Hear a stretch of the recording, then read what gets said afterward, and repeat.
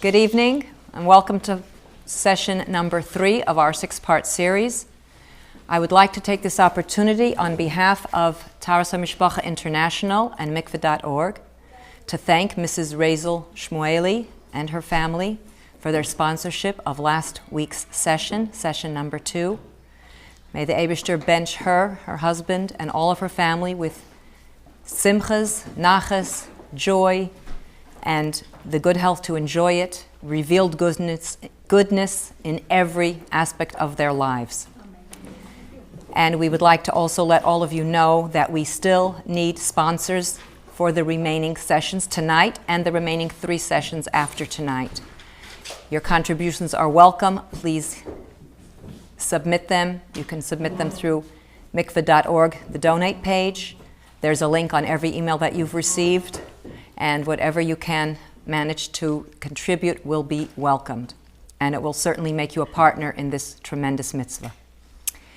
I'd like to ask everyone to please turn off their cell phones, and please be aware that there will be no recording, either visual or audio, of tonight's session, except for the official one that we are doing courtesy of JLI, Torah Cafe, and this will be made available for viewing as soon as we can get it put up online, as soon as it's technologically feasible. Please be aware that session 1 has been posted as of today. It is available for viewing live on mikveh.org, rather not live, but recorded.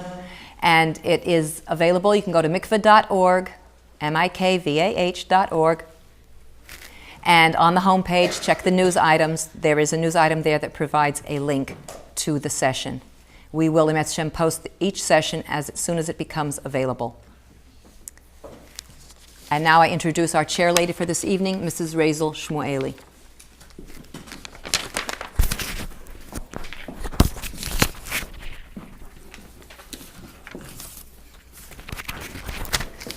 There you go, yeah.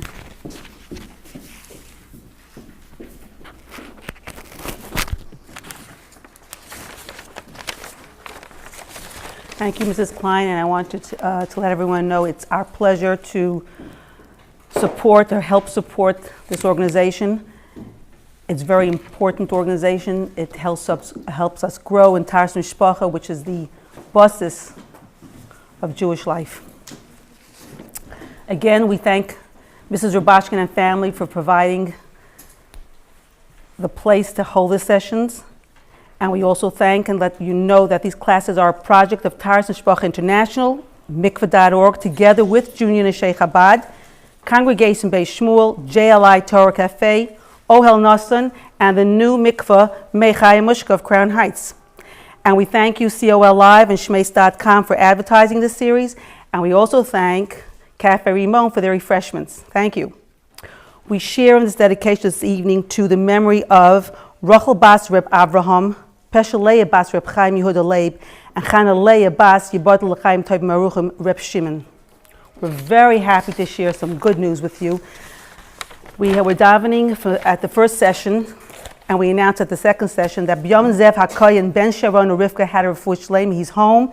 He's continuing to do very well. And last week we asked to continue davening for Naftali Hertz Ben Rachel, and he is home. And we ask you to continue davening him. He should have a refuah shleima. Mechael Achoyel, his name is again Naftali Hertz Ben Rachel, and it's Perek Tes Zayin. But these sessions are doing Baruch Hashem very well. You could see that Hashem likes it, and the brachas that we ask for are coming in. So we'll bench ourselves a little later too. And we ask, please Hashem, to have a Yetzias Mitzrayim for Shalom Mordechai Halevi Ben Rivka B'Yad Rama. Amen. Last week, we had the series we began for Taharas Hamishpacha. We named it or dubbed it, gave it a title called Clarity. We learned how to be clear about our status, when we are nida, when we are tahar. This session, we're learning about B'dikos and the 7th day of counting. We'll call this session Trust. For when we do our B'dikos, only we and our Shem are the witnesses. When we arrive at the ritualarium, we are believed and trusted that we counted the 7 days and we are ready for the mitzvah of mikvah. So far, just with these 2 components, that is clarity and trust, We are creating our identity and strengthening our character. With a strong identity, we ourselves get to know who we are, and we get to know our strengths. Having this clarity and knowing we can be trusted gives us strength of character. We need this mitzvah. It builds us. This mitzvah is a gift. With clarity and trust, we have direction. With clarity and trust, we have purpose. With clarity and trust, we have confidence and surety. With surety, we can make decisions.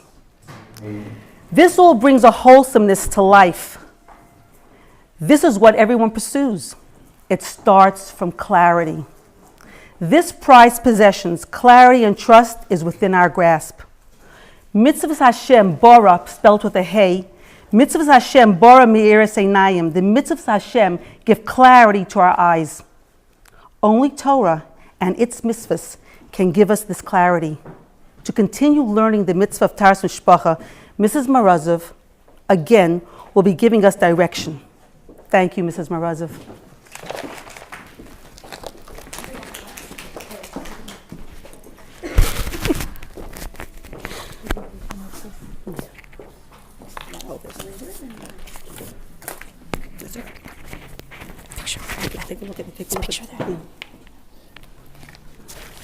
Okay, good evening, everybody. So first, I just want to make a few clarifications from last week. I mentioned there a story about a woman who had difficulty removing a ring for her chafifa. I just want to clarify that the Rav told her that if she cannot take it off, that's why she got that heter. She, as a woman, wanted to make sure that she cannot take it off. But certainly, the Rav's psak is above all, and that has to be kept.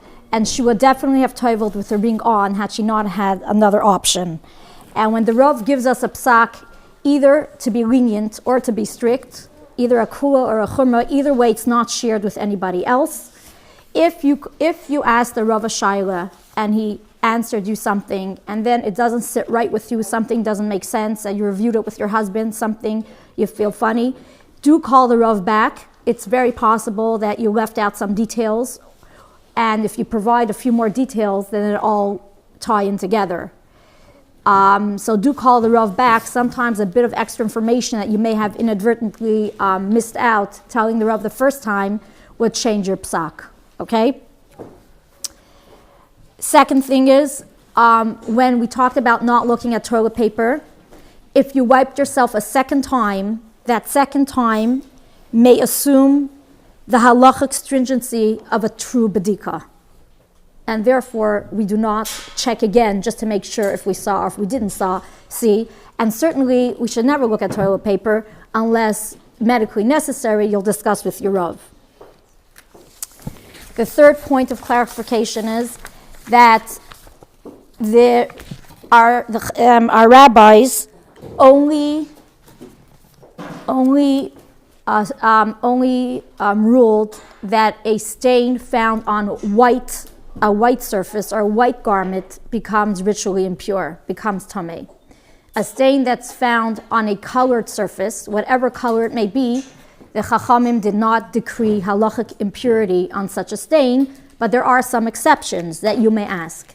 A woman emotionally may feel safer wearing a darker color versus a lighter color for her, so she shouldn't get worried about it, or maybe she shouldn't find them, etc., etc. But halachically, if it's on a colored surface, they are not ritually impure unless, of course, those 4 situations that we discussed last week, you could review them.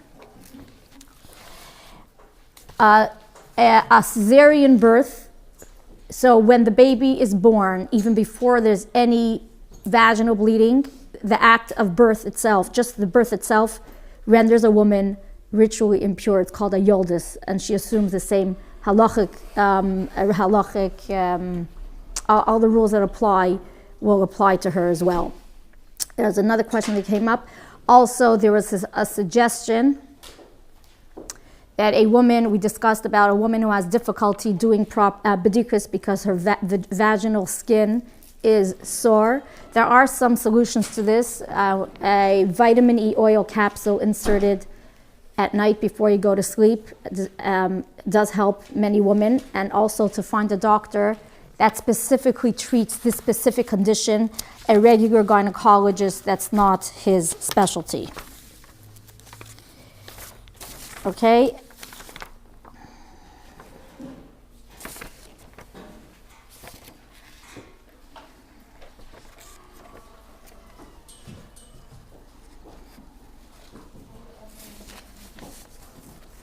Okay, so for whatever reason, a woman becomes nida, and that's what we did last week, which she has to go through 5 steps in order to become tahar once more.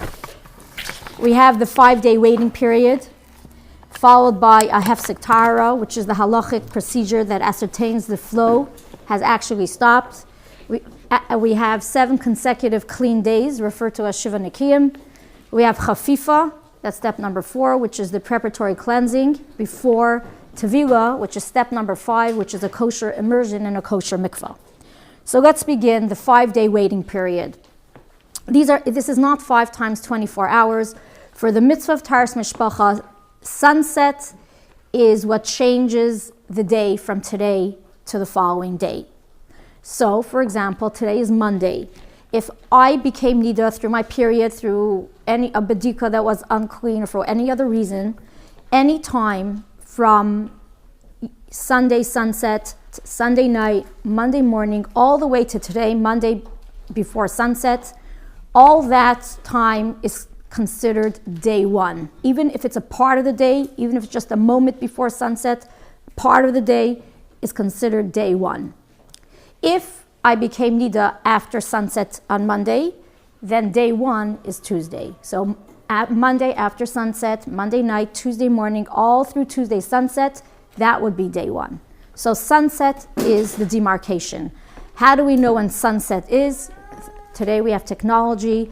Any Jewish website, mikvah.org, chabad.org, myzmanim.com, you'll have sunset and sunrise times anywhere in the world. If your computer is down, it's the same sunset for Jews and non-Jews, so any local newspaper, radio station, you'll find the time of sunset. So you'll have the exact record of when you became nida, so you'll know when day 1 truly begins. So too, we have to be careful. Friday and Shabbos, we still have to remember that sunset is the demarcation. So let's say one lit the Shabbos candles, and then you go to the bathroom and you see you got your period. If it's still before sunset, Friday is day 1. If it's after sunset, Shabbos is day 1. So too, Shabbos day, the holiness of Shabbos extends into nightfall. But if you got your period after sunset, day 1 is Sunday, not on Shabbos. And so too with Yom Tov, okay? So the demarcation is sunset.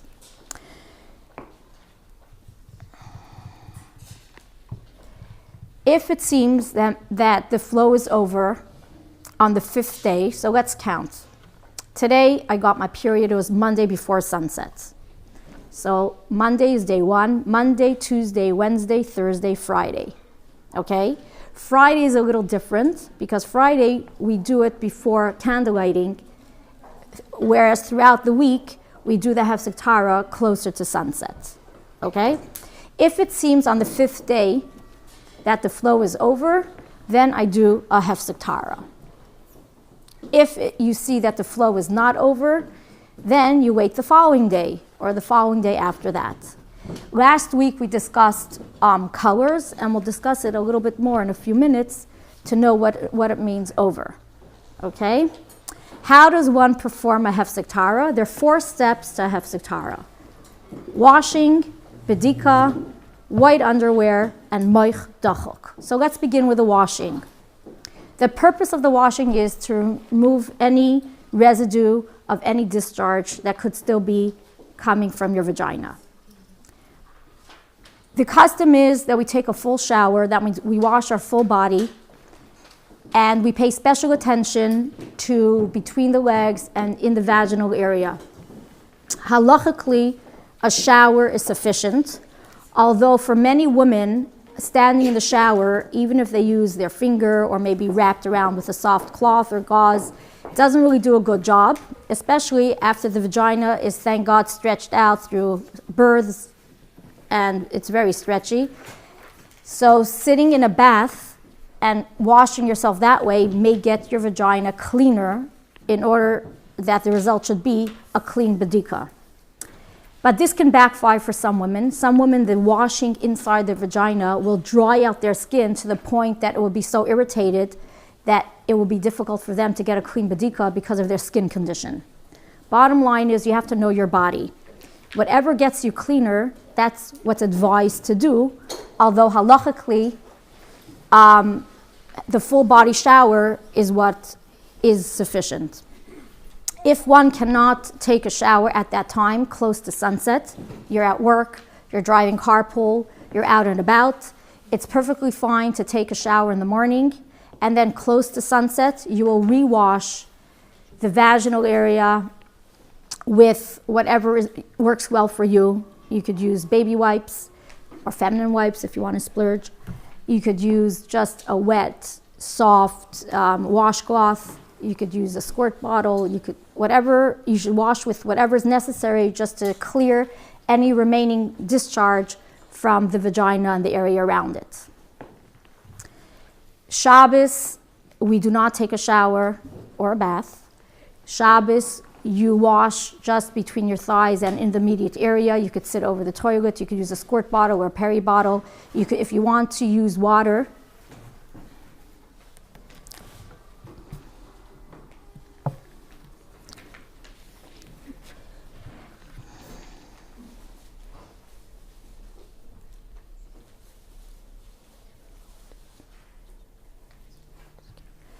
okay, a clarification from the Rav.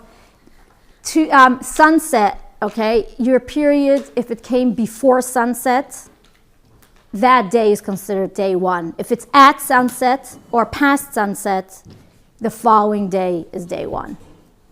Okay? Now let's go back to the washing. Shabbos, right? So that's one method of washing. If you do want to wash inside your vagina, you could buy and put over the toilet. It's called a zitz bath. It's like a plastic kind of basin that you fit over the toilet bowl. You could put your bottom inside and use your finger. You cannot use a cloth on Shabbos, and you could wash inside your vagina if you think you'll get a better bedika that way. Again, if you want to use warm water, we don't use tap water on Shabbos. You could use water that was preheated on Shabbos, and you have to mix it with cooler water in the way that you're allowed to do it on Shabbos. You put it in a second cup, and then you could mix it with the cooler water, and then you could use it as needed. Yom Tov, if you're allowed to use your hot water from the tap on Yom Tov, you could do that as well. We do not take a shower on Yom Tov for a Hefsek Taharah. You could do the same as Shabbos. Again, no cloth, no squeezing. Yom Kippur, we do as Shabbos. We wash just the immediate area that's necessary to get between the legs and in the vaginal area, and so too on Tisha B'Av. In the 9 days, there is no difference between how we wash. Whatever you would do normally to get yourself clean, that's how you get yourself clean for the Hefsek Taharah. We do a Hefsek Taharah 365 days a year. There's not one day on the calendar that a Hefsek Taharah is not done. We must do a Hefsek Taharah on time. We do not delay it. First of all, we must have an accurate counting of when our period is over. The Chabad calendar, for Chabad record of our period and our vestas, we have to know not just the beginning of the period, we have to know when it ends as well. So we do not delay a Hefsek Taharah, even though you know for sure you won't be able to go to the mikvah the following week that night.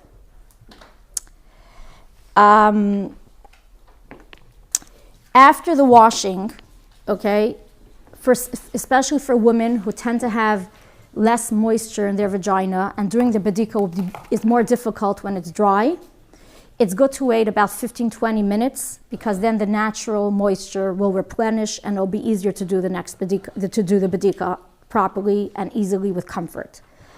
There's some rabbanim that also would like, if we actually soaked in a bath, also to give a certain amount of minutes for the water to drain and your natural moisture to replenish before you actually do the bedika. Although if that's going to cause you to miss sunset, rather do the bedika before sunset and not wait any time after the bath. So you have to know yourself, you have to know your body, and you'll decide how it works well. And you'll be in touch with your Rav for any questions. Douching is not recommended for health reasons. Using a douche is not recommended for health reasons. If you do use a douche to clean out your vagina, then you must wait about 15 minutes. You could ask your Rav before doing the actual bedika. Now, after we did the washing, now we do the bedika. That's step number 2. How do we do the bedika? So first of all, I highly recommend, if any of you are not using these yet, Panina brand bedika cloths, mikvah.org. I know mikvah.org sells them. They are soft, stretchy. They're a bit jersey-like stretchy. They go nicely around the finger. And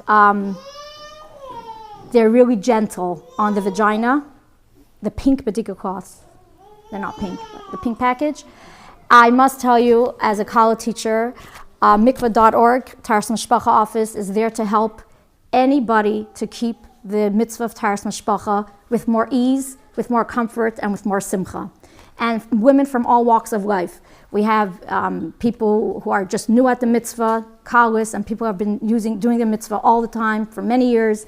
But whatever product helps a woman do the mitzvah better, if it's not a different kind of bedika cloths, if it's the online calendar, Taharah, 12,000 plus users for a free service to keep track of the calendars. I don't know if any of you remember years ago how we kept the calendar before even those little calendars. This makes it, we could fulfill this mitzvah, behidr, this part of the mitzvah, all the reading material, the videos, the audios that are always available.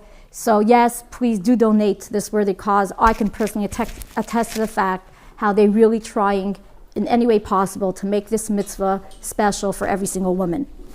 And I just want to add, if you don't have a credit card, you could pass by their office and slip a donation through the door or mail it in. And the address is 312 Kingston Avenue, Brooklyn, New York, 11213.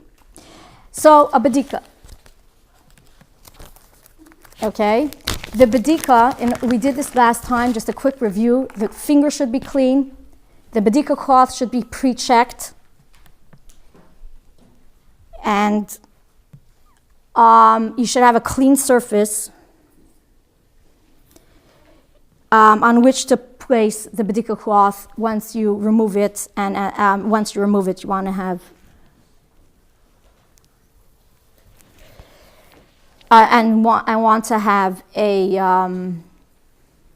to have a clean surface where to put this bedika cloth on. A clarification: some women, if they sit in a bath, not to bathe as if they're bathing for the mikvah, but sitting and cleaning inside their vagina, might get them a cleaner bedika. You don't must take a bath for a Hefsek Taharah. It just might get you a cleaner bedika. If you need some waiting time that the natural lubrication should replenish, or your Rav wants you to wait for another reason, okay, make sure that you leave yourself enough time that you can do the bedika, which is the main part of the Hefsek Taharah, before sunset. If you're running late after you took a bath for the Hefsek Taharah, remember this bedika must be done before sunset, so you must do the bedika anyways if you want to do the Hefsek Taharah on that day. Okay, so the bedika cloth, really it's soft cotton.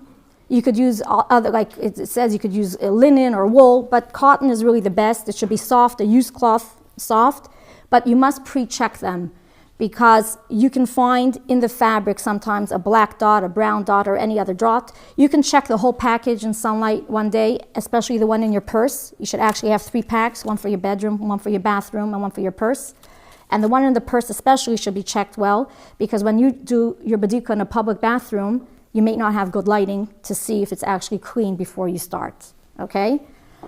If you run out of pre-packaged bedika cloths and you're in China and waiting for your order to come from mikvah.org, You can go to the market and buy a yard of cotton and wash it till it's soft and cut it to size. Or, I'm sure you have in your house a white soft undershirt, any soft white cotton garment. You cut it and you could use it for the bedika.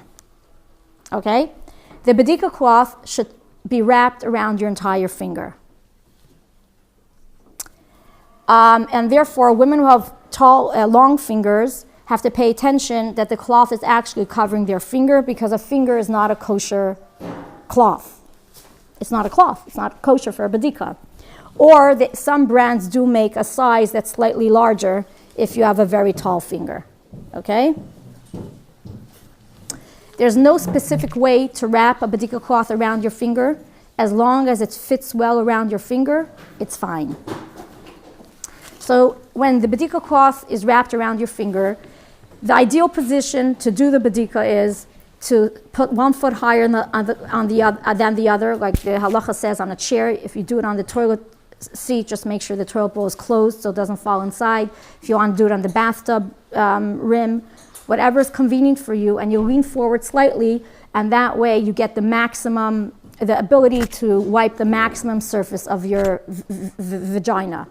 However, if you feel more comfortable doing a bedika in another position, you could ask your Rav if other positions are perfectly fine or which ones may be more acceptable than others. What do you do when this bedika cloth is wrapped around your finger? I'll tell you what you don't do. Well, if you're like kind of newlyweds and you didn't have a baby yet, or maybe, so your vagina is still nice and stiff. So, if the bedika is wrapped around your finger, you will gently and carefully wipe every part of the surface of your entire vagina 1 time. Okay? You could start, now this is upside down because really the vagina gets wider on the top, but that's what I have for show and tell today, so we'll just do it upside down. So you could start at the top and concentrate to do a full circle all around in all the crevices and all the folds, wherever you can feel. Then go a bit lower, and then you do the middle part, and then you go to the bottom, and you do a full circle on the bottom. Or you could start on the bottom and work your way upwards till the top. Slowly, carefully, only 1 time. What you don't do is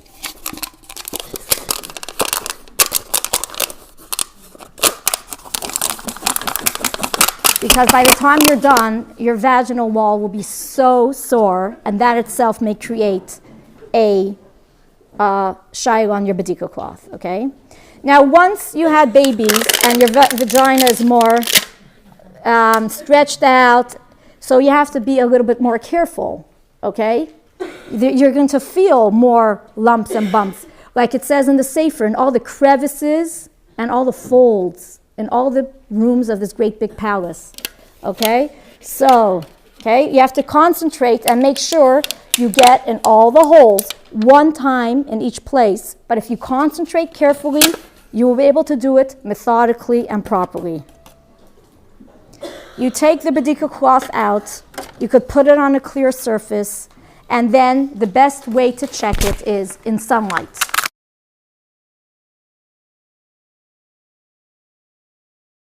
Now remember, we don't do a bedika in middle of the bright sunlight during the day. We do a bedika towards sunset, so it's soft sunlight.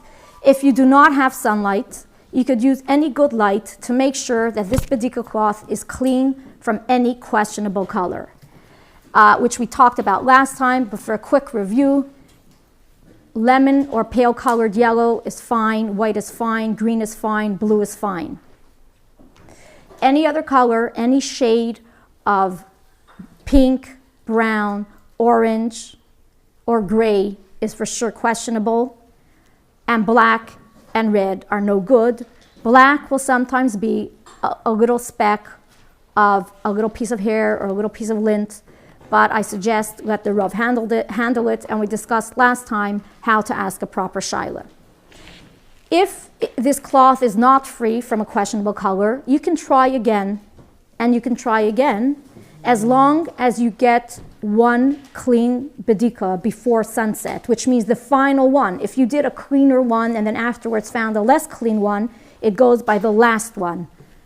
Okay, it goes by the final, thank you.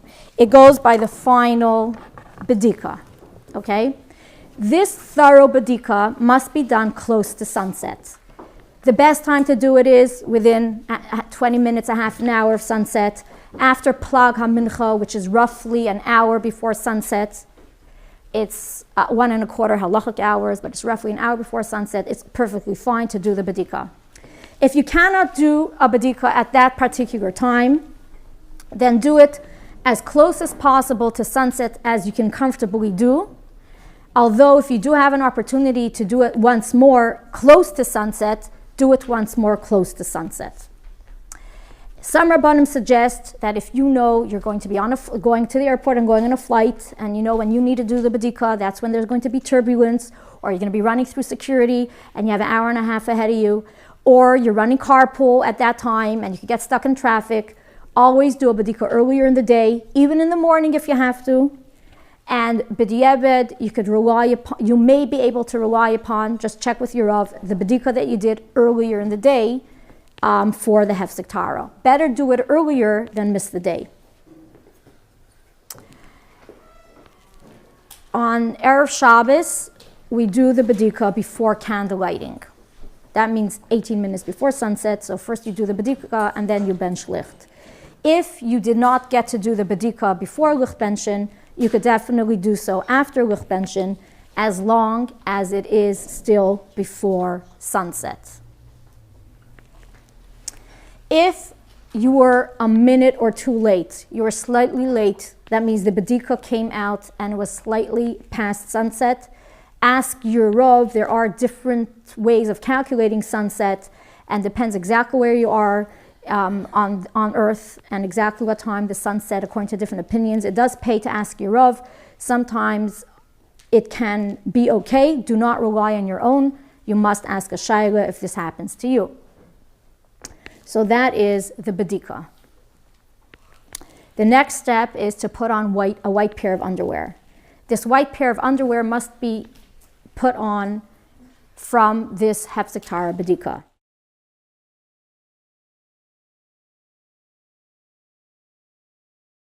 Now, if you're going to work in the morning, you could put on a white pair of panties with a nice panty liner, and after the bedika, you pull off the panty liner, and here you have clean white underwear, or you could take it along in your ever-expanding purse.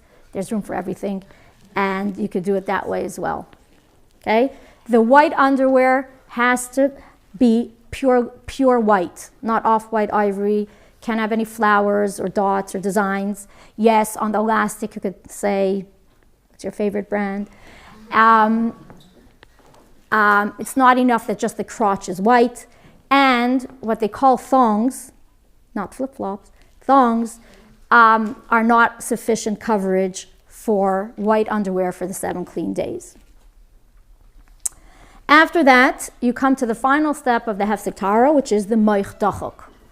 Here you take a bedika cloth and you wrap it gently around your finger and you put it inside the vagina as deeply and comfortably as possible. You take out your finger and you leave it there from before sunset until after nightfall, which in Hebrew is called Tseis HaKaychavim. It's roughly 45 minutes past sunset. Now let me tell you just a few little tips. Number one, it's good to use the bathroom before. If you do need to use the bathroom while the moich dachok is inside your vagina, unless you're sure it won't get soiled with anything else, you should leave it there, but you may be able to take it out for that time and put it back in rather than it should get soiled from anything else. If you were, let me just say, some Rabbanim do suggest that when you do the moich dachok, even though halachically it is sufficient just to insert it and leave it there, there are certain advantages for some. If you first rotate this bedika cloth and you do a full bedika with it, and then you leave it there. That means instead of just inserting it and leaving it there, you do a full bedika as well. That would be a good advice for a woman who, for example, did her bedika for a Hefsek Taharah and it came out with a questionable color.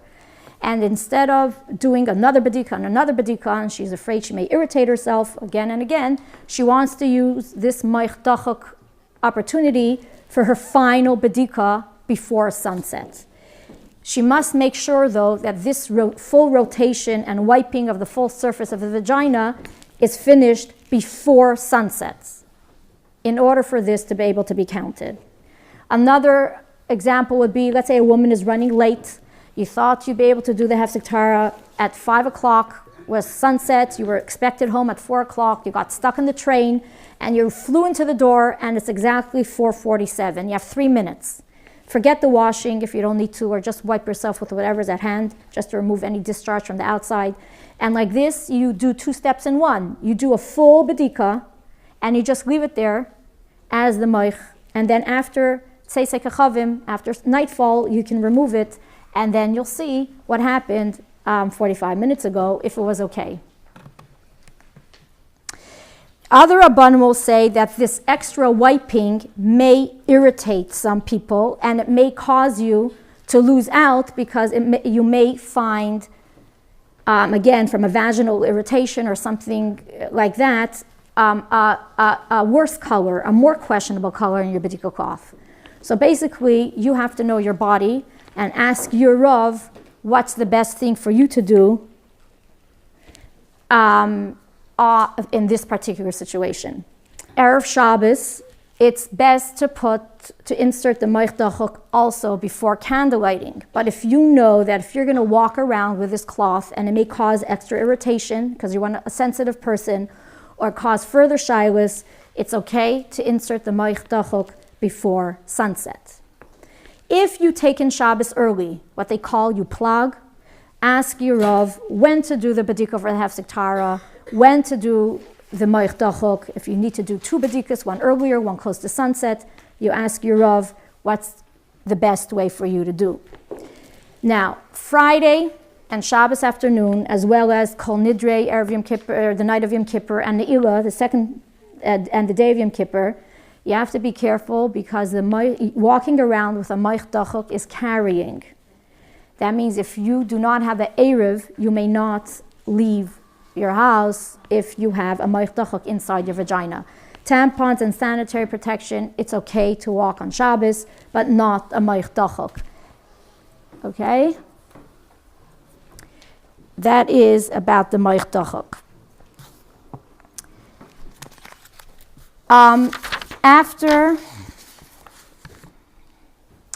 If a woman has difficulty doing a bedika with a cloth because she has a very dry vagina, you are permitted to make the cloth damp.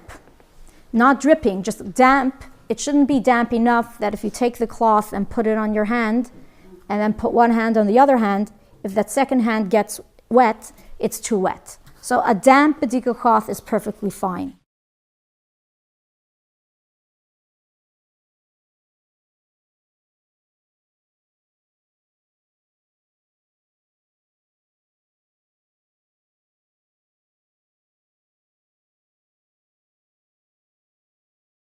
If that is not enough for you, ask your Rav if you can use, second best would be something like baby oil or mineral oil. And if that doesn't work, ask your Rav if you can massage some vaginal lubricant in the skin of your vagina and wait a certain amount of time before doing a bedika. And if that also is not sufficient, speak to your Rav what to do in that situation. But damp is okay. Other than that, speak to your Rav directly.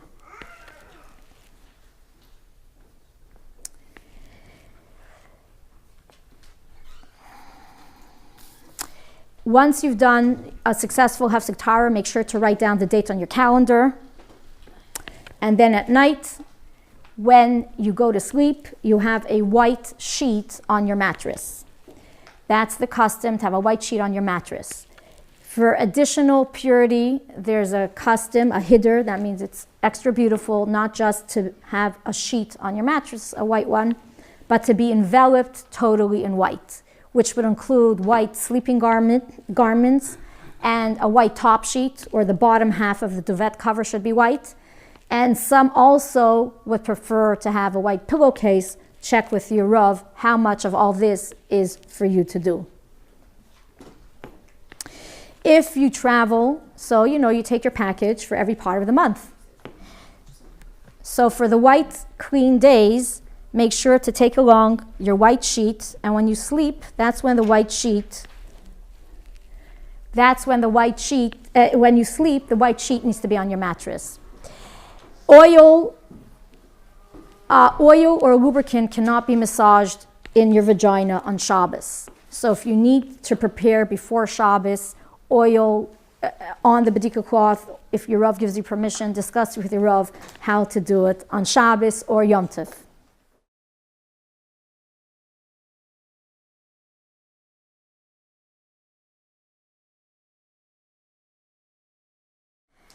Okay, with all the seriousness, I think we'll get to a little story. Everyone's sitting here like, okay, and then we'll get to the 7 clean days. Your Hefsek Taharah has to be done on time. Now, sometimes you're a little tempted as women. If I do my Hefsek Taharah today, I know it's going to come out questionable. I know it's going to be brown. It's like the iffy day, It's for sure going to be a question. Then I have to go send it to the Rav, mail it to the Rav. And not only that, I know, the day you do your Hefsek Taharah, the following week at night is when you go to the mikvah. If I do my Hefsek Taharah today, Monday, next week, Monday night, that's my son's bar mitzvah. That is my great big Chabad dinner event. That is my whatever event. And my entire family is coming for a visit. It's kind of going to be a little bit difficult to go to the mikveh next week, Monday night. How about, it's anyways brownish. What if I just wait one more day, then I'll know for sure it's going to be yellow or white, and then I won't go into any questions, and then it'll be easier for me because I'll go to the mikveh instead of Monday night. That if I do the Hefsek Taharah on Tuesday, I'll end up going to mikveh Tuesday night. We're tempted sometimes to think that way. But we know the importance of doing the Hefsek Taharah on time, and because if we could get to the mikveh a day earlier, halachically, that's our halachic responsibility. It's a mitzvah for a woman to go on time. So if you can get to the mikveh earlier, and today's brown is a kosher color, so that is what a woman is required to do. And let me just tell you some sources. We have Yeshua, right?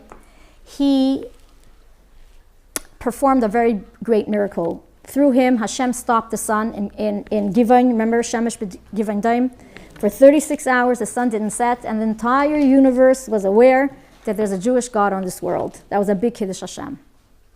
That means he must have been a very great person that through him such a great miracle happened. Hashem chose him to do it.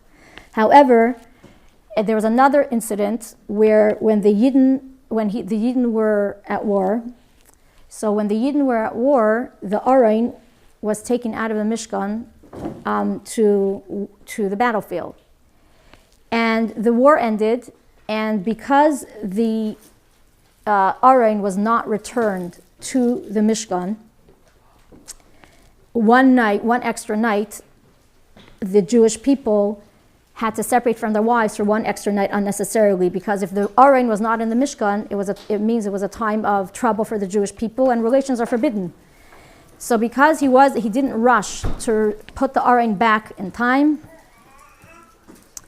he was punished that he passed away without leaving over any children. So this is really a lesson for us. Also, Chofni and Pinchas, who are the sons of Eli, they also were punished for a similar insensitivity, because when a woman, after she gave birth, besides going to the mikvah as part of her Taharah process, she also had to bring 2 karbanos, 2 birds, or as a carbon. Now, carbon could only be brought during the day. So there was a line of women coming to the Mishkan, waiting for their karbanos to be taken care of by the Kohanim. Because a carbon can only be brought during the day, that means at night, whoever was still waiting online had to come the next day. So because they were insensitive, they didn't try to speed up the process and let's get all these women home by tonight. Because he kept them unnecessarily because they, Chafni and Pinchas, kept the women waiting unnecessarily overnight to bring their carbon the following day, and they were kept away from their husbands, they were punished that they couldn't be the serving in the Mishkan anymore. Who was the first one? Yoshua? Yeshua. And on a positive note, David HaMelech says the following in Kapitel Pei Vav in Tehillim. David HaMelech says, Eibishter, Shamra Nafshi, please guard my soul, Ki Chassid Ani, because I'm a Chassid. I'm a pious one. Why did David HaMelech consider himself pious? He said, all the kings of the world are having a good time, they're partying, and what am I doing? Yodai meluchlachais badam, my hands are dirty with blood. I'm busy looking at the shaylos of the women. I'm trying to make them pure for their husbands earlier. I'm trying to, like in the Russian, like he says, to be metahar isha labayla. I'm trying to make a woman pure for her husband. And that's why I'm called a pious one. I'm a chassid, and that's why Hashem should guard me. And on this, the Rebbe says as follows. There was a battle going on, and Yoav ben Tzruya, he was the general, he was the chief of staff. And surely the king should have been in the military headquarters planning the battle with the generals. And instead, David HaMelech wants to paskin shaylos for women. And some of these questions, even a student could have answered. You don't need the king of the Yidden to answer some of these questions. But David HaMelech says the following, Chas v'sholem, God forbid, to give away the tremendous chus, the chus to make a woman pure for her husband. Because when a woman is pure for her husband and a union ensues, it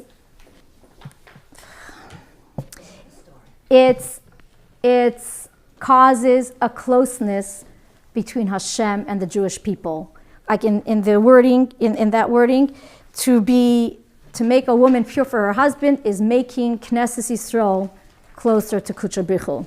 And the Rebbe goes on to say that because the husband and wives were able to become Taharah for their husbands, it brought a closeness between the couple that resulted in a closeness between Hashem and the Jewish people, and that's why Yoav ben Tzruya won the wars, because Hashem felt close to the Jewish people.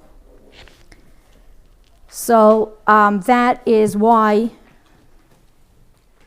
again, I want to repeat one more time, importance for Chabad women to do the Hefsek Taharah on time, as we mentioned earlier, is because we have to have an accurate ending of our period in order to calculate the interval veses, the veses hafloga properly. So for us, we have to be even more careful for that. I want to also share a story. You know, us women, we always try to go to mikvah on time.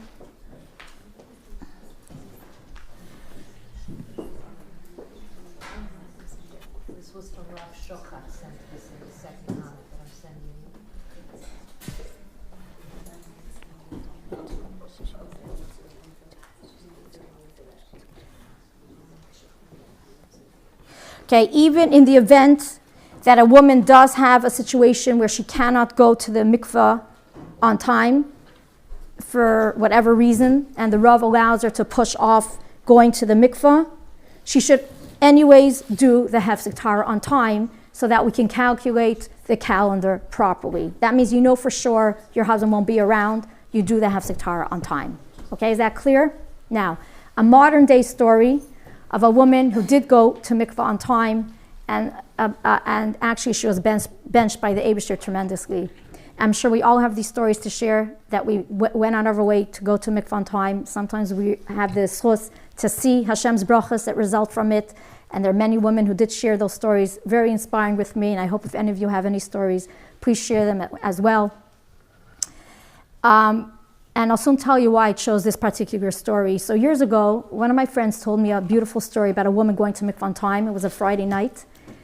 And I happened to be in her city once, and I thought I'd ask her directly for the story because it inspired me so much. I wanted to make sure I have the details correctly, and I wanted to ask her permission if I can share it. And she actually asked me to share the story, and I'll soon tell you why. And she had moved into a very cold, in a city where there's a very cold climate, and she moved in on a Tuesday. Now, this happened about 30 years ago, I think 25, 30 years ago, I'm not sure. And her mikveh night fell out on Friday night. And in those days in that city, for Friday night, it was a buddy system. There wasn't an official mikveh attendant. You chose a friend, who a God-fearing Jewish woman, obviously, who can supervise your immersion, and then that's how it was. And it was like a half an hour, 40-minute walk to the mikveh. So her first mikveh is Friday night, and she doesn't know anybody in town. The only person she knew was her sister, who wasn't yet as Torah observant as she was, but she knew that her sister she can trust that will, do everything exactly as supposed to.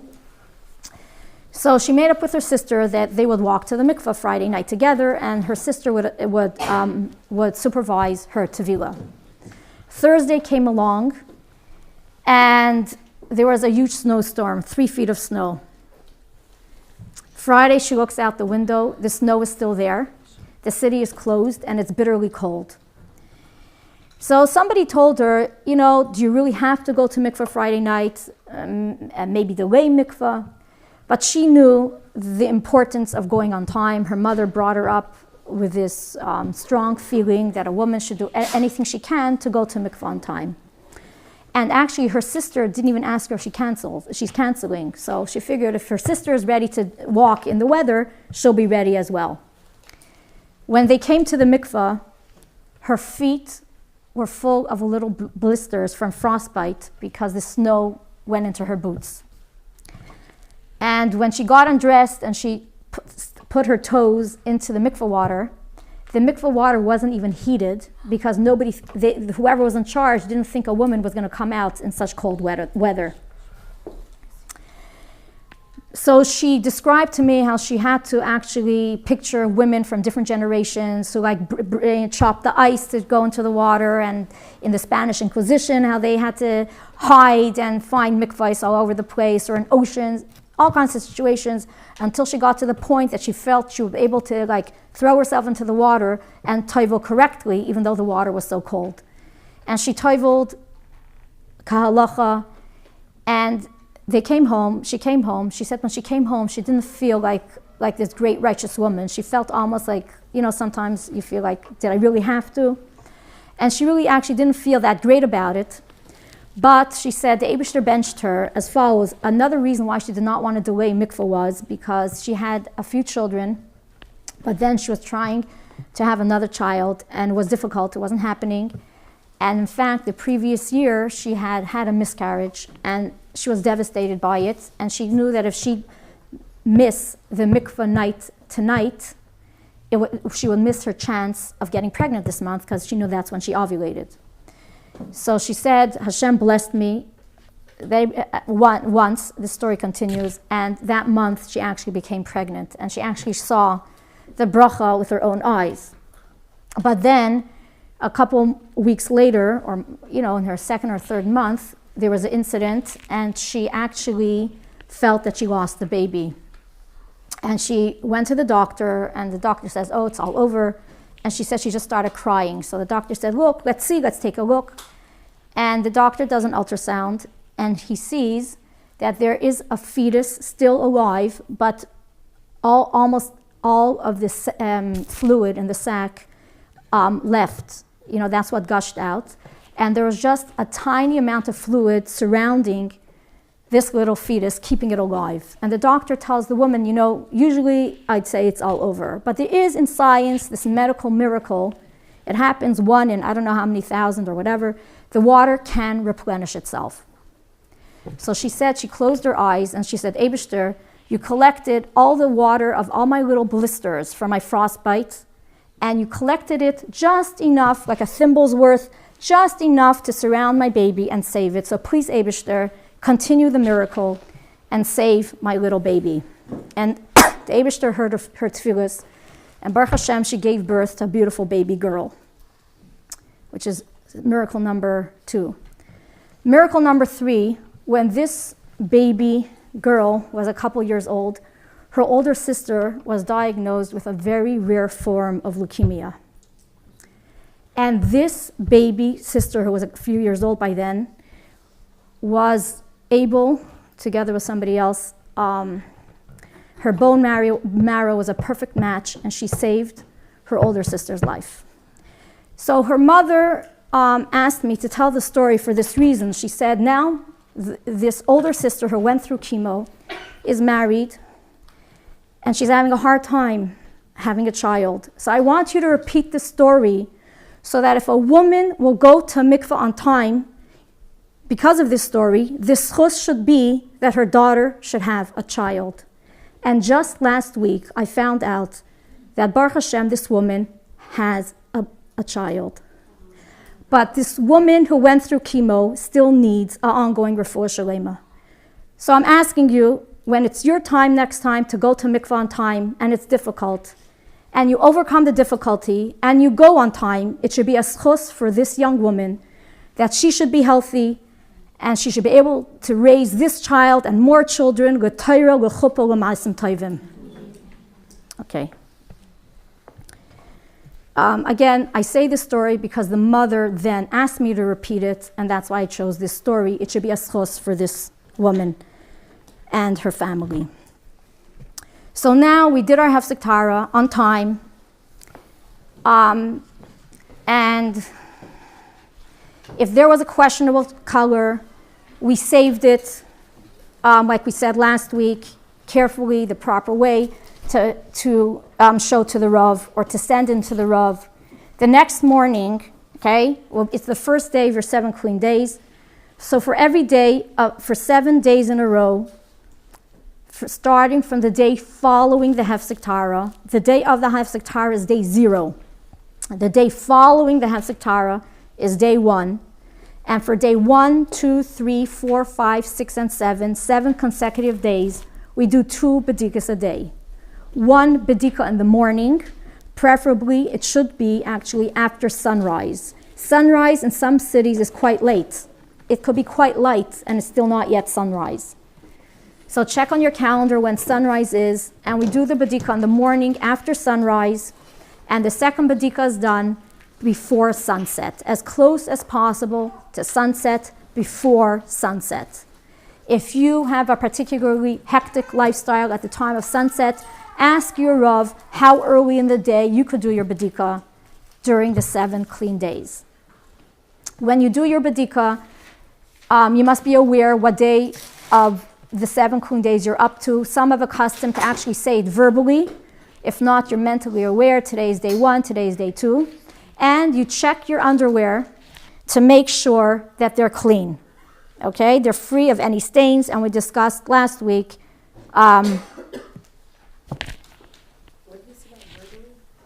Some people have a custom to say it verbally.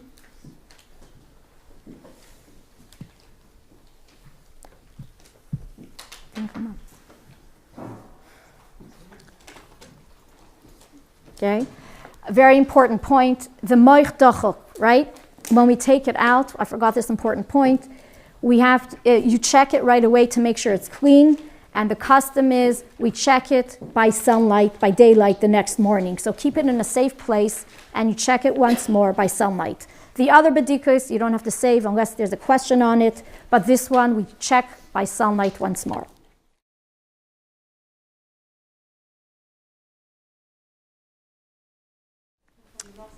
The moich dachok one, yes. Okay. Also, a tampon is not a kosher bedika cloth.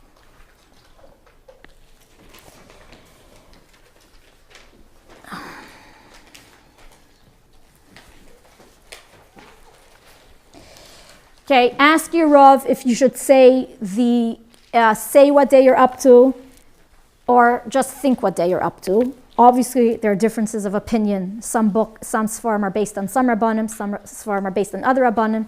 So ask your Rav if you should say it, or you should think it, or just be aware, not just that, oh, next week, Sunday night, I'm going to the mikvah.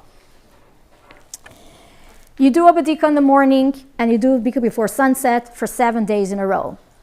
Now, if you had a question on your Hefsek Taharah bedika, and this morning you did a bedika, sometimes it's still questionable, and if the Rav you could not get to that day because you had to mail it in, or it was Shabbos, or something like that, of course, you repeat another Hefsek Taharah just in case yesterday's wasn't okay. So you repeat it today. That means the bedika, the washing, the bedika, and the moich dachok. Okay? So that bedika of the Hefsek Taharah is either a new Hefsek Taharah or it's the bedika of the first day, until the Rav will answer your question. Now let's say you're doing a bedika and it's, let's say, the fourth day before sunset, and you do a bedika and hey, wait a minute, there's a questionable color on this bedika cloth. What do? You do a new Hefsek Taharah just in case it's no good. Now once you're married a while, you probably will learn which colors are questionable colors and which colors are absolutely okay and absolutely not okay. But if there's a question, you cannot get to the Rav on the moment.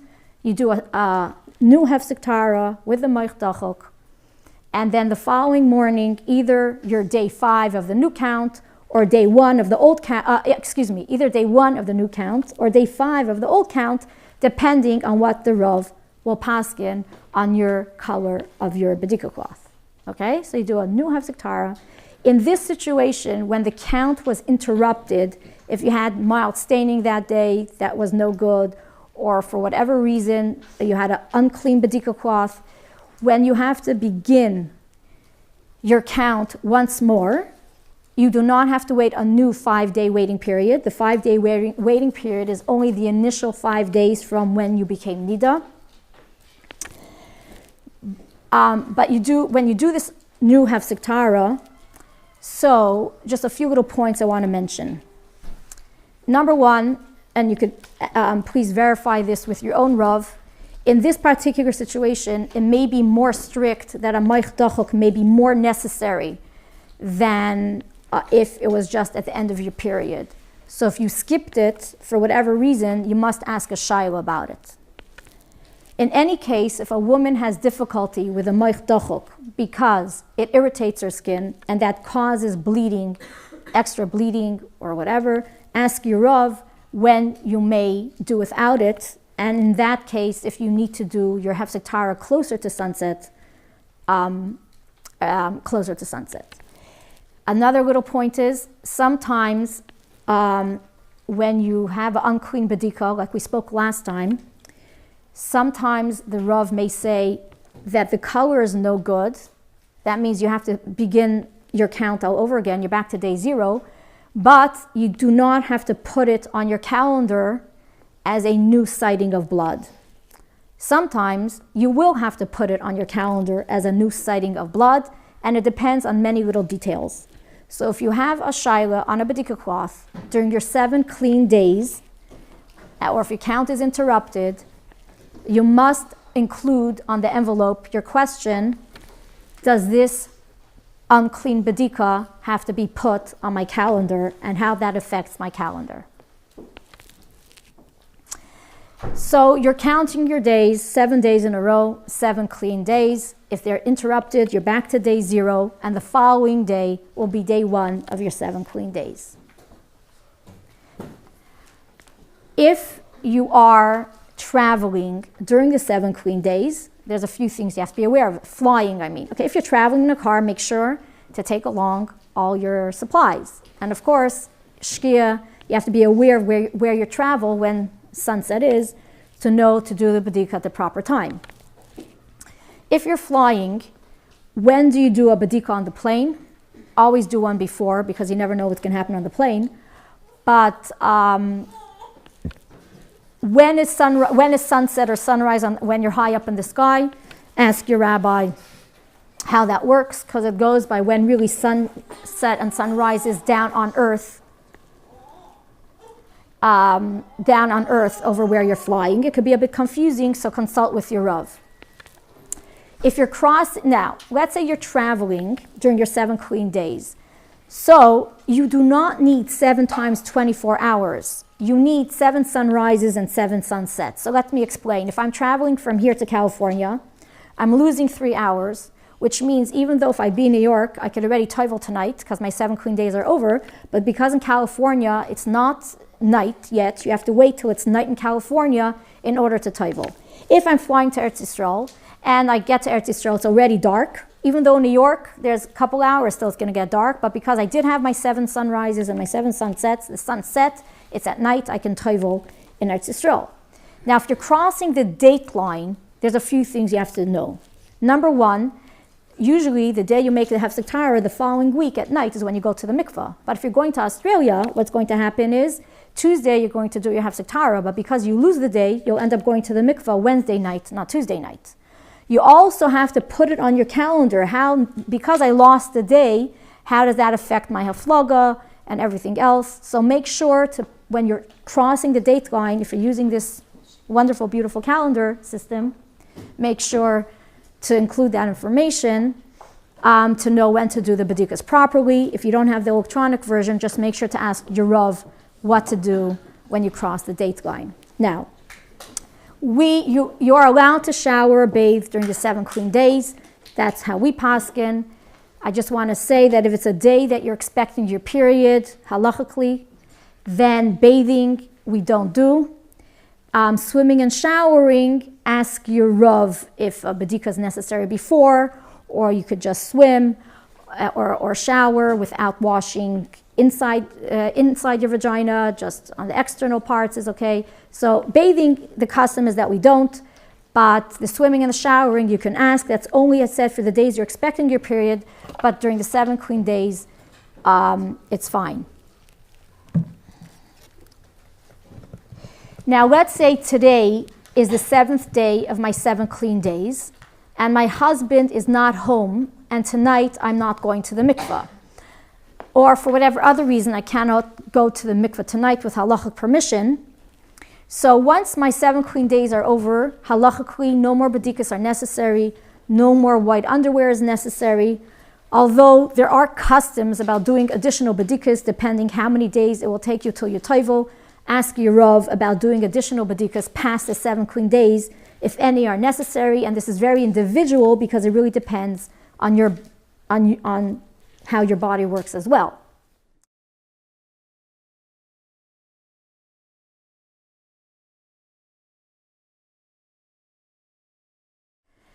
Our custom is that if your husband is not around that night or relations won't happen, we delay mikvah until your husband is available for relations. If you want to toivel because your husband unfortunately is sick and you want to assist him, so whenever a woman has gone to the mikvah but her husband is not available for a mitzvah, the custom is to sleep with a knife under your pillow. It does not have to be a slaughtering knife.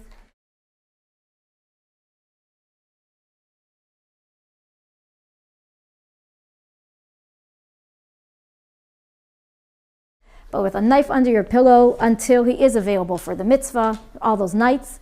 And there may be other customs as well. There are. So you can ask your Rav, in addition to that, how should you practice?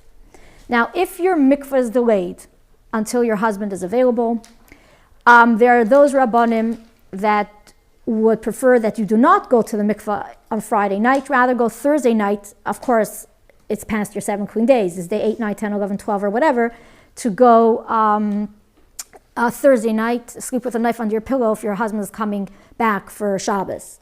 There are those Rabbanim, and I guess there are differences of opinion on this, that actually say it's okay to go to mikvah Friday night if that works out better for you. So speak to your own Rav how to go about this specific situation.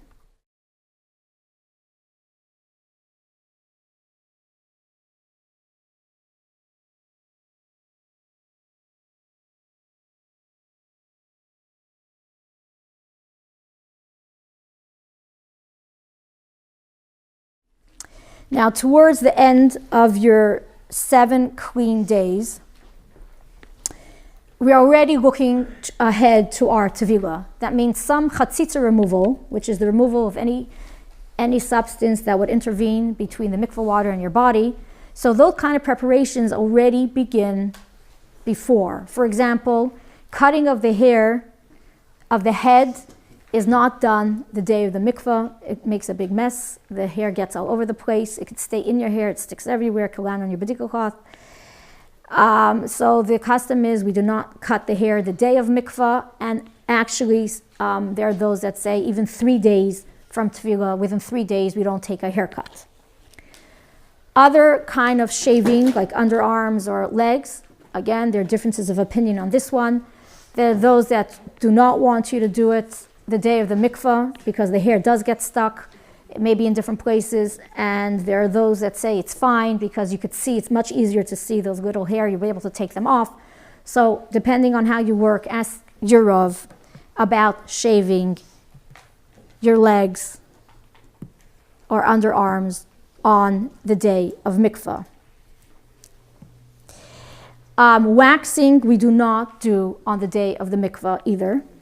Waxing could be done any other day, but like we spoke last time, sometimes if the one who's doing the waxing is a bit rough, the bikini wax, and some blood specks will land on underwear or a badika cloth, you're going into question, so you may want to time it accordingly.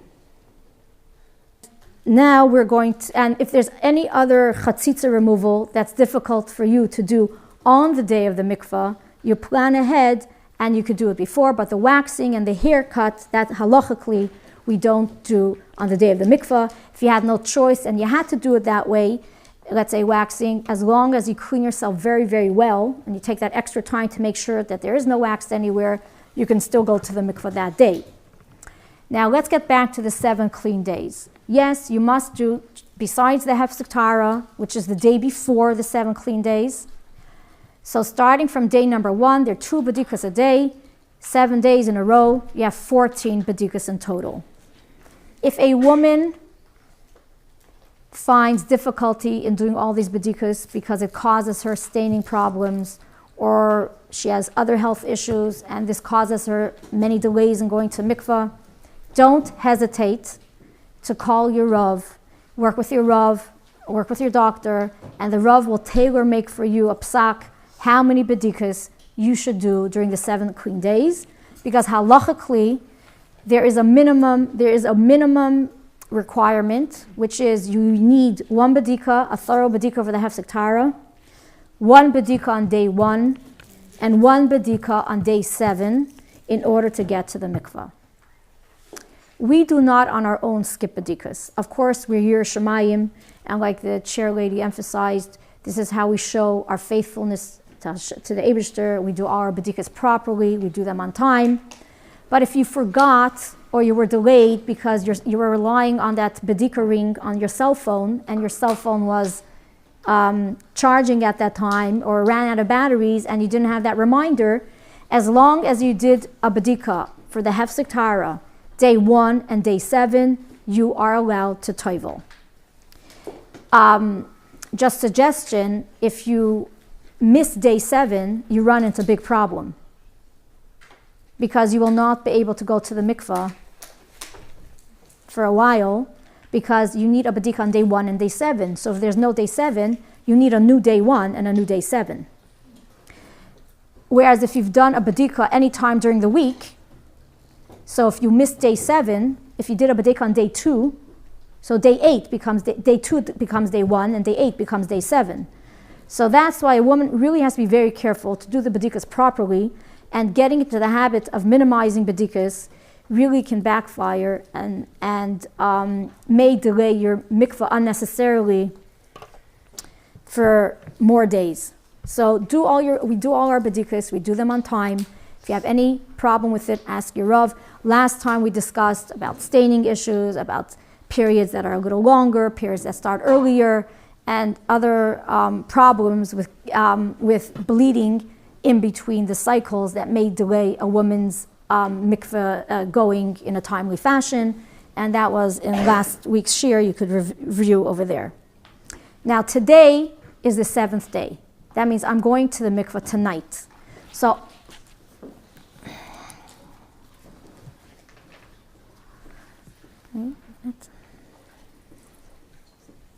if a woman took a haircut the day of the mikvah, do not delay mikvah because of it. Just clean your hair well. Make sure that there's no hair between the rest of your hair that's left on your head or anywhere else on your body, and you could still toivel that night. You don't have to delay mikvah because of it. So today is the 7th day of the 7 clean days, which is different because you know you're going to the mikveh at night. So what's our mindset? So first of all, emotionally, if you know you're going to the mikveh tonight, you're not going to, like you say, shop till you drop, and then you're going to plop into the mikveh, and then you can plop into your bath, and every little annoyance is going to, because you're so exhausted.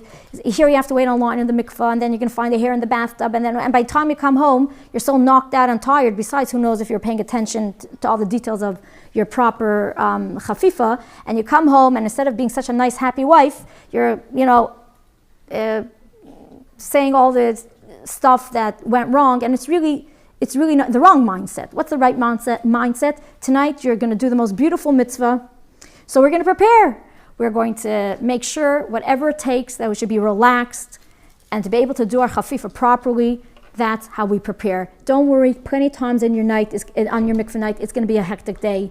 Erev Pesach, your child's who knows what, your Chabad event, who knows what's going to happen. That will happen by themselves. But if you can make sure to prepare yourself for this special day, it's your great zchus and your duty and responsibility to take it easy and take care of yourself, so you could do not just take care that your chafifa is done ka'alacha and behidr and besimcha, but when you come home, you're ready for the most beautiful mitzvah with your husband, also to be done behidr and besimcha. Remember, the Shekhinah rests when there's simcha and there's ahava. Okay, so whatever makes you happy, make sure to make it happen on that special day. Halachically, we avoid a chatzitza that will be difficult to remove. So we mentioned wax, so waxing, maybe don't take the wax off your leichter, do it the day before. We mentioned a haircut. So dough, we don't handle dough on the day you go to the mikveh, except if you're baking challah, it's always for Shabbos. We'll cover Shabbos, you got to bake challah, but you have to clean, it says you have to clean your fingers and nails very well. Although I will tell you a little tip, buy yourself a box of disposable gloves, and then your challah also will be fluffier, especially whole wheat challah, because you'll need less flour, it won't be so sticky. But yes, you could still make challah on Erev Shabbos, as that's when you normally do so. Also, food, we don't eat food that gets stuck between the teeth. So the Sfarim mention a meat, even if it's chopped meat, even if it's chicken, even if it's boiled chicken. The custom is no meat on the day you're going to the mikvah, except, of course, if Taharah says you should eat meat that day, like Shabbos and Yom Tov, that's a special, then of course you eat meat and you make sure your teeth are cleaned. But you are permitted to eat chicken soup or rice with gravy. You're allowed to eat fleishiks, but not fleish, not the actual meat or the chicken, that's the custom. If you did eat, because you forgot, you just wash your teeth very well and between your teeth, and you could still toivel that night. Now, although the halacha mentions meat, there are other foods that we know will get stuck between the teeth. So if you don't mind, let's hear some suggestions, like corn, like popcorn, taffy, mangoes, some people oranges. So get to know your teeth. And the crunchy munchy party you'll have when you come home from the mikvah. No, you don't have to eat baby food all day, but whatever you know will get stuck between your teeth, you avoid the day of mikvah. Also, women are careful. Everybody's skin is different. Makeup, usually you could see and you could remove, but if you know there's a particular lipstick or a sealant on the lipstick and be harder to remove, so you know what makeup is more difficult to remove, make sure you avoid that makeup that day. But oil-based mascara is usually the biggest problem. Does it ever happen to you that you remove your mascara and the next morning, what do you see right over here? Okay, which means it wasn't really totally removed, because you have to make sure that every strand of your hair, of your eyelashes and eye over here, are totally clean, round and round and round and round.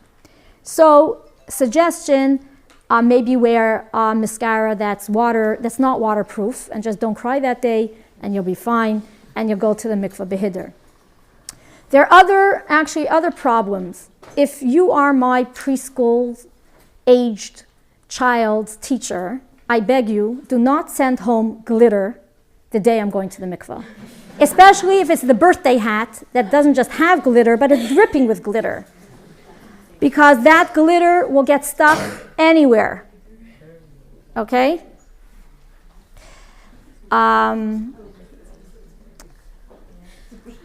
If you are a preschool teacher, remember the Play-Doh is dough. You wear those disposable gloves the paint, the magic marker. Although there are halachic leniencies, if there's a stain in your skin and you cannot remove it, you can toivel anyways, versus if it's something with a substance. But that's, if you cannot remove it, better to not get it on you in the first place. So that's what we avoid as far as touching and handling on the day of the mikvah. Now this is just a little suggestion. It's not halacha. This is my little thing. I want to make that clear. The day of the mikvah, you may want to surround yourself with a little extra holiness, because at night, when there's a union between husband and wife, the thoughts that are in the minds of the husband and wife really make a difference in the creation of this child or this neshama that's drawn down. So if you surround yourself with a little extra holiness, or actually avoid unholiness, definitely at night it makes a difference. You're in a little more Holy Spirit. Now let's go back to the day, because it says in Sfarim that every time that a husband and wife have a union, you're drawing down a neshama. Rarely that neshama comes down in a body.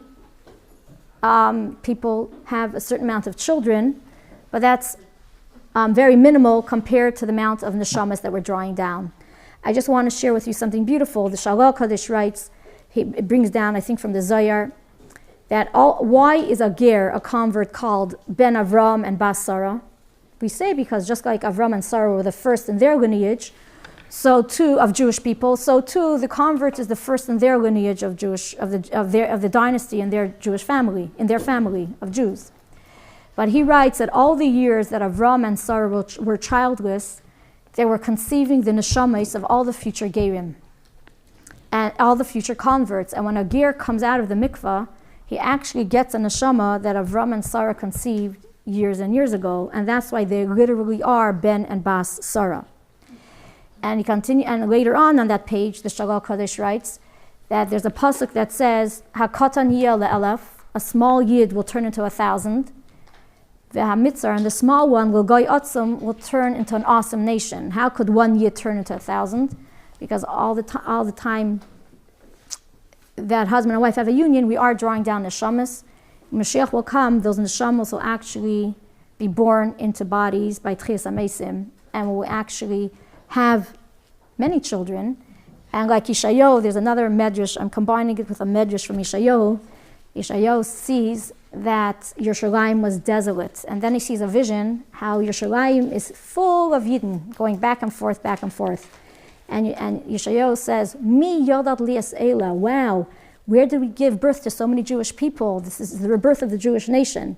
And the Medrash goes on to say that when Mashiach will come, the parents will make the same statement. Wow, look at all these children. Mi yodat lias eila, wow, where did they all come from? Why am I telling you this? Because we should be careful with the mitzvah of mikvah, whether we know we could get pregnant, whether we don't know we could get pregnant, besides that it's a mitzvah for the Eibishter. But we are creating something that's everlasting. And whatever is everlasting, we put care and effort to make sure it's the beautiful, everlasting, the most beautiful, everlasting masterpiece that we could create. Now we will continue with mikvah preparation. The mikvah preparation, that's step number 4, is called chafifa. That's the term that includes all the preparatory cleansing and inspecting the body to make sure we're completely clean. Next week, the following week after that, Mirz Hashem, we're going to go through the exact process, how a woman cleans herself. Today we're going to discuss when this cleaning should happen, if it's a weekday, if it's Shabbos, if it's Yom Tov. So, during the week, if you have to toivel on a weeknight, although Tevilah takes place after dark, we begin our cleansing of chatzitza removal while it's still day, that's before sunset, and we continue till it's dark, and then we're ready for Tevilah.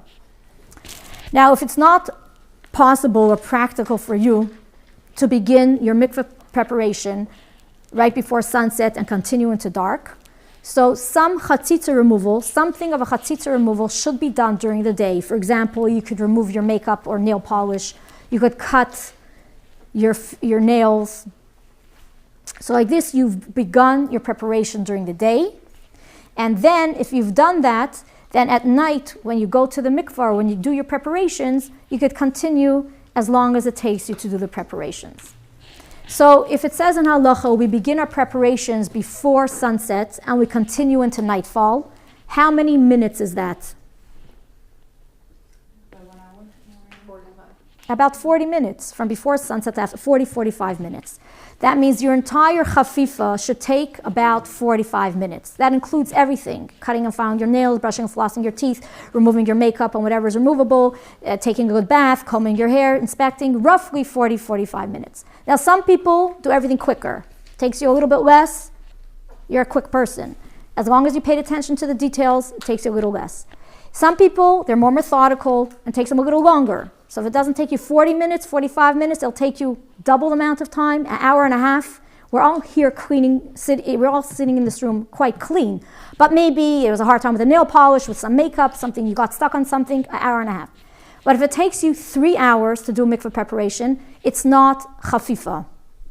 It's not a mitzvah. This can be anxiety related, like OCD related, and then we could discuss that separately. But I'll tell you in a minute why I'm mentioning the time frame. I also want to mention that if you have a very high anxiety doing bedikas, and it takes you a very long time to do each bedika, that means even after you've done carefully every surface only one time, you question and you feel maybe you skipped a little spot and you do it again and again and again and again, and then you remove the bedika cloth and you still feel you need to do another one. And the mitzvah of mikvah, instead of becoming beautiful, becomes like a nightmare for you because of all the anxiety involved. It does pay to consult somebody who can help you to figure out which part is halacha and maybe we should deal with the underlying anxiety so you can look forward to do this mitzvah b'simcha. And so too with mikvah preparation. Okay, we'll have to take some questions before we go on to when we do the chafifa. Chaya. We shouldn't do when to do the chafifa, Erev Shabbos. Yes, finish that, and then there's a lot of questions now, so I want to give yourself some time for that. Okay. If you did your preparations, you had no time to do anything during the day, for whatever reason, you thought you'd have time and you ran late, you can do your full preparations at night. But they have to take a long time, so you shouldn't feel rushed, and the time is 1 full hour. So that's already a long time that you're being methodical and careful and not feeling rushed because I can anyways go home, so let me just rush and get through this and get home already, okay? 1 full hour if the chafifa is taking place only at night. If you cannot do your chafifa at night for whatever reason, you have some event happening and you wish to toivel right after the event, but if you begin the entire preparation after the event, it will be very late or you're unable to, you could divide your chafifa in half, meaning, ideally, you should do the entire mikveh preparation as close to tefillah as possible, right? So as close to tefillah as possible, you do your entire preparation. However, early or late in the day, that's practical for you. Or, for example, you're flying. When I'm going to land in Eretz Yisrael, it's going to be 10:30 at night. I don't know if I calculated. I don't go flying, so I don't know what the times are. Maybe I'm making up a story that doesn't exist. But tell me if I fly to London, maybe. It's a shorter flight. And I'm going to get there. It's already at night. I want to do some preparations before I even leave so that at night I won't feel rushed because it's so late, but I still have time to toivel. Can I do the preparations earlier? So you could work this out with your Rav, how to divide it. But you will be able to, for example, do your entire chafifa, let's say before the flight. Be careful throughout the flight to get a minimum chatzitza on you. Of course, you have to eat. You're not starving. And before tevilah, what you will need to do is a very thorough shower with soap and shampoo once more. But because you have no nail polish anymore, your nails are already cut, you already removed your scabs and your splinters, so it won't take you as long. But you need a thorough shower, paying attention to all the holes and folds of your body. Of course, you're going to brush and floss your teeth again. You must recomb your hair. And you must inspect your body once more, close right before immersion. Okay, so it's possible to do preparations earlier if you need to do it. Or let's say it's a Friday night And right, if you're going to do all your preparations right before candle lighting on a short Friday with all your children jumping on your head, you may not do a proper chafifa. So in the morning, let's say when everyone's away, or get yourself a babysitter, you can perhaps divide it that way, but always close to Tefillah, you must do that thorough shower, recombing your hair and re-inspecting your body, no matter what.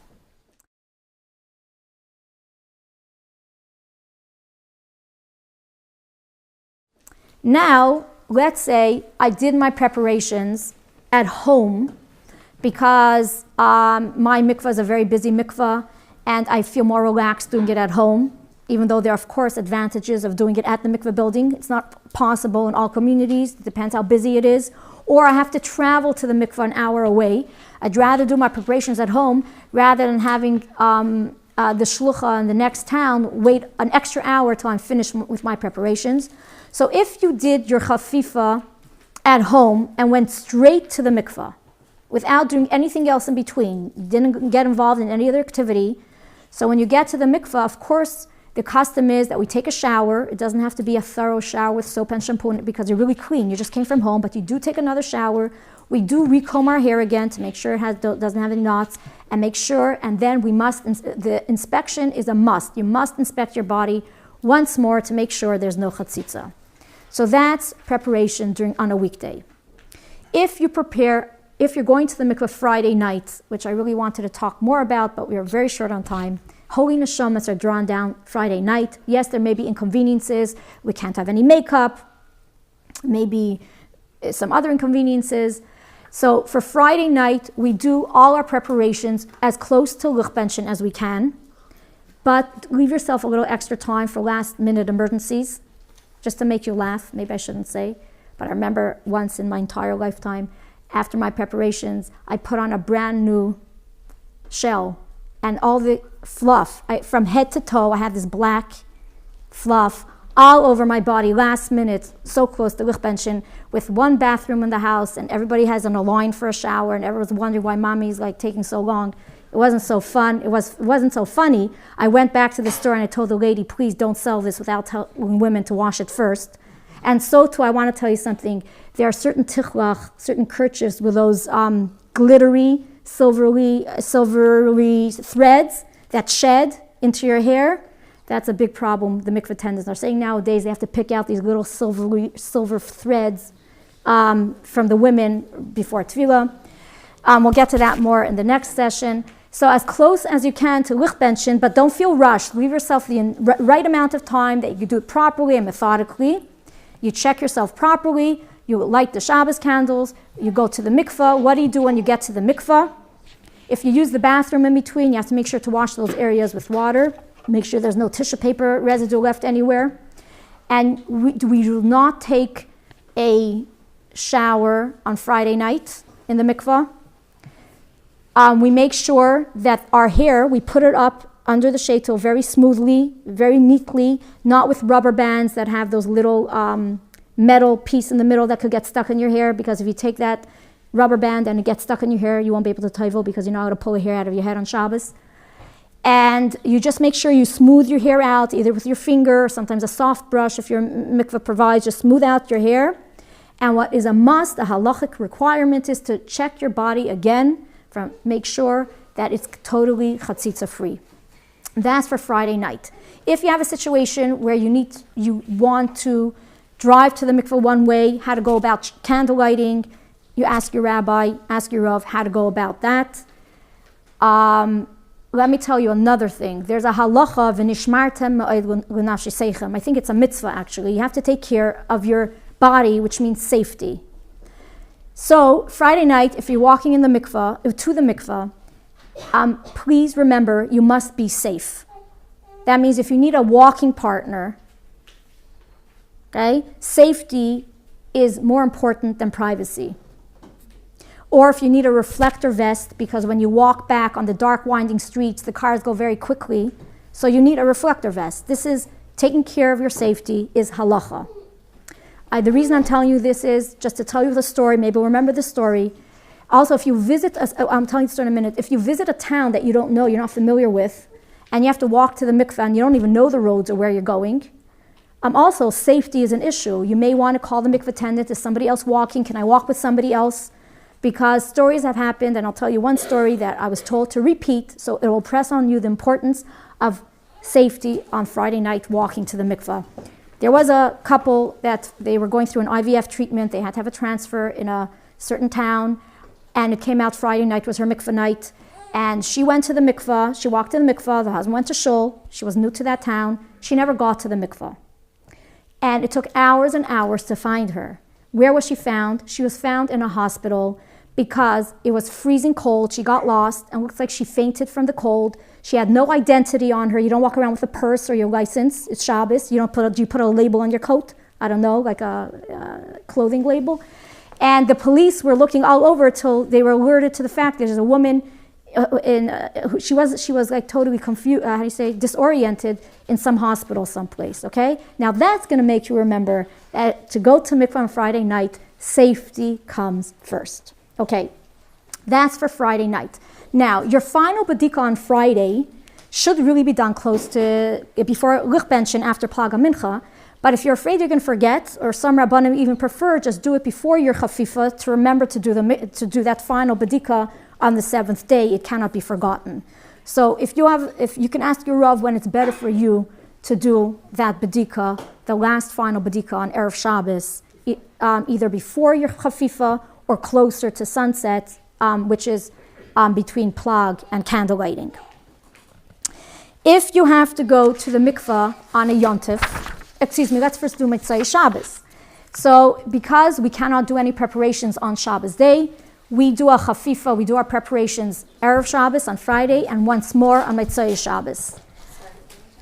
We do our preparations 2 times. We do Erev Shabbos, that means on Friday we do our preparation, and we do once more after Shabbos is over. In this particular situation, you do not need 2 baths. One of them can be a thorough bath, and the other one can be a thorough shower. And Mitzvah Shabbos, besides the thorough, let's say you did your thorough bath Erev Shabbos, Mitzvah Shabbos, you do a thorough shower. You must recomb your hair. Of course, you're going to brush your teeth, recomb your hair, and you must check your body once more. If it's a short Friday, you want to do a thorough shower Erev Shabbos, and after Shabbos, sit down and sit in the bath and take care of all the details. That's also fine. On Shabbos, it does say to avoid a chatzitza as much as possible, but Rabbanim will allow for you to put on mild, soft, not the color soft, but minimal makeup that will easily dissolve, that by the time Shabbos comes around, it's no more. So you know that kind of makeup. We don't put makeup that will stay, but for Friday night, you want to put some makeup because you're anyways Mitzvah Shabbos going to clean yourself once more. A little mild makeup, Rabbanim will allow, but we do avoid chatzitzes the entire Shabbos. So that's going to the mikveh on Mitzvah Shabbos. Remember to do your badika on Shabbos. Some women prepare for the mikveh Erev Shabbos. They're all ready to go. They just have to wait 24 hours after Shabbos is over and they're ready to go. And they forget on the 7th day to do the badikas. So Shabbos, or whenever you do your bath earlier, if it's before Yontif, you have a 2-day Yontif, a 3-day Yontif, or if it's Yom Kippur or Tisha B'Av, and your mikveh, instead of going the night of Yom Kippur, night of Tisha B'Av, you're going Mitzvah Yom Kippur, Mitzvah Tisha B'Av. So if it's your 7th day, remember to do your badikas. Or if it's your 5th, 6th, and 7th day, or 6th and 7th day, remember to do the badikas. If your mikveh night was scheduled the night of Yom Kippur or the night of Tisha B'Av, that's 2 nights a year that all mikvahs are closed because relations are forbidden, you will be going Mitzvah Shabbos or Mitzvah Yom Kippur, Mitzvah Tisha B'Av or Mitzvah Yom Kippur. So all the women who are going Mitzvah Yom Kippur, Mitzvah Tisha B'Av, both the night and the following night, all those women, so for obviously in every mikveh in the world, double the amount of women will be going that night, so it's going to be a little hectic, so prepare accordingly. So we do our preparations, again, just like Shabbos, we do it Erev Yom Kippur or Erev Tisha B'Av, and once more, Mitzvah Yom Kippur, Mitzvah Tisha B'Av. How much to do on Erev Tisha B'Av? There are different opinions from different Rabbanim, so if you have to go Mitzvah Tisha B'Av, ask your Rav how much to do on Erev Tisha B'Av. Don't walk around barefoot on Yom Kippur and Tisha B'Av because the most problems with splinters on feet are Mitzvah Tisha B'Av and more even than Mitzvah Yom Kippur, because in Yom Kippur people go to shul, so they wear fluffy slippers or Crocs. But Yom Kippur, Mitzvah Tisha B'Av is from the mikveh attendants. We get the feedback is the most problematic when it comes to splinters under your feet. If if you have to go to the mikvah on Yontif. So the first night of Yontif is just like Friday night. That means you do your preparations before Yontif. When you get to the mikvah, what you do is you just smooth your hair and inspect your body to make sure that it's totally clean. Shabbos and Yontif, we don't use any combs or any brushes that would take out hair from your head. But when we toivel, we will discuss that we have to wet ourselves before we toivel so that our body is wet even before the first tevilah. So especially for a Friday night and a Yontif night, when you have not come directly from the shower straight for tevilah, it's even more important to be careful with wetting the folds of your body before the first tevilah, and our custom is to do it in the mikvah itself, in the mikvah pool itself. If you have to go Mitzvah Yontif, if it's a 2 or 3 day Yontif, just like Mitzvah Shabbos, but we rely more on the preparations of Mitzvah Yontif if it's a 3 days are in between, obviously. Now, if you cut your nails, and we do cut our nails Erev Yontif, so ask your Rav if it's necessary to file your nails once more if 2 or 3 days passed since you cut your nails Erev Yontif. There are differences of opinion on this particular situation.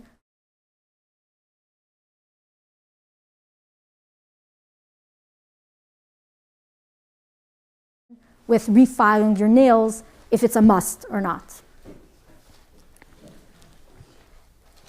I'm almost done. Okay, if you have to go the second or the third night of Yontif, yes, it's kind of a little challenging. So because we do our full preparations, Erev Yontif, as close as possible to candle lighting, and we preserve ourselves very carefully with the matzah and the wine. That's what's coming up next.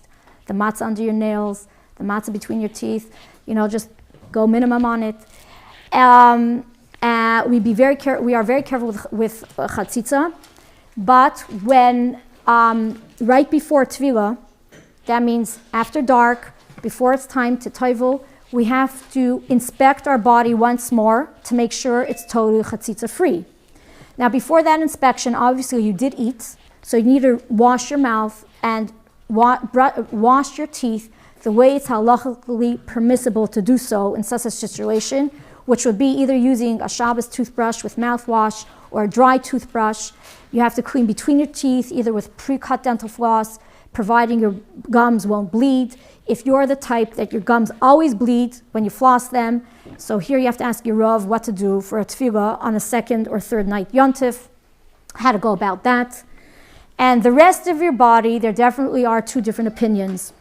There are those that would require only the minimal washing, especially where the parts of your body that fold and the hidden places and the folds, which we will discuss more next time. And because it's Yontif, they will not allow showering, even in this situation, the way one may be permitted to shower on a Yontif. And there are other Rabbanim that will allow you to stand with a handheld shower and wash one part of your body at a time, a rinse. If you need soap, only diluted soap will be permitted, no washcloths or any scrubbers that are squeezable to wash yourself. So if you have to go to the mikvah on the second or the third night Yontif, I suggest to ask your own private Rav what is the best way, what is necessary to wash, and what you feel you want to wash before the tevilah on the second or the third night Yontif.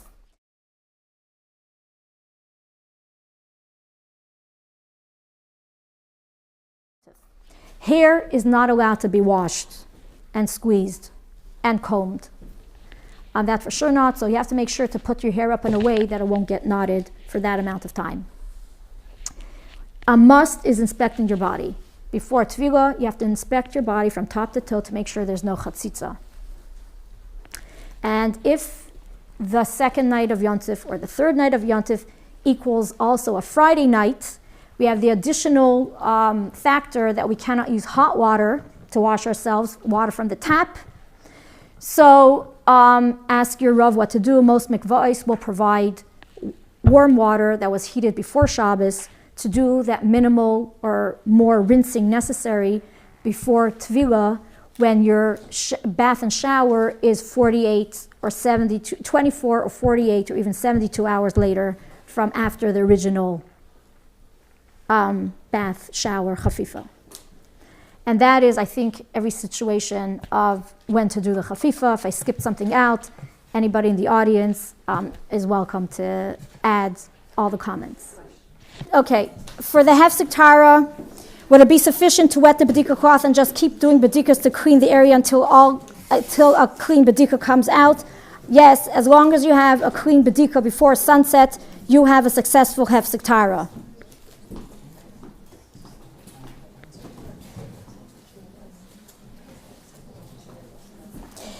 If I have the type of very sensitive vagina, and even any water or even a baby wipe will irritate that area, the goal is, yes, your body can clean itself out through its own mucus as long as you get a clean bedika without a problem. That is the goal.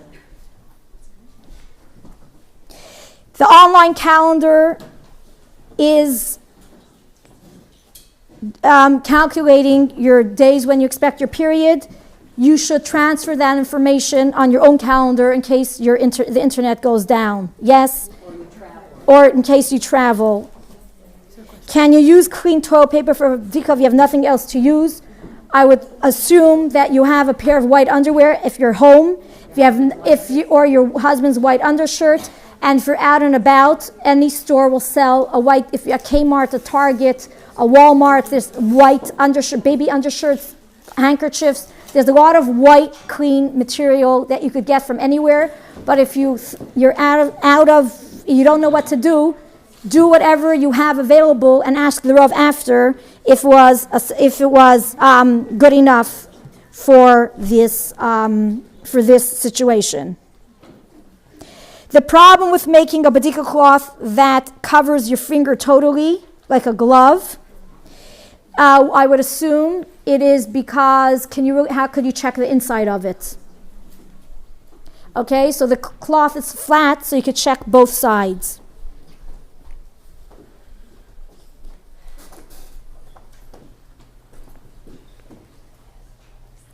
If a woman has a shorter period than 5 days, and for whatever reason she did a bedika on day number 4, she still needs to wait past the 5th day before she begins the 7 clean day count. And she should ask a Rav how she should mark that on her calendar.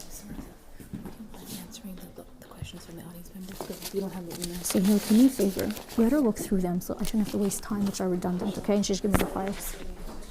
Could you go behind me, okay? Additionally, if somebody is experiencing halachic infertility and waiting the 5 days, if instead of 4 days, if she has a shorter period and she would be able to do a bedika on a clean bedika for Hefsek Taharah on day 4, not on day 5, let her ask her Rav how to go about that. If you have any other situation for medical reasons or some other reasons that you have a shorter period and want to do a Hefsek Taharah earlier, you must ask a Rav what to do. This is not something that I can discuss over here in front of the audience. But definitely if you did it by mistake on the 4th day or whatever and it came out clean, yes, your calendar definitely would be affected, and speak to your Rav about that.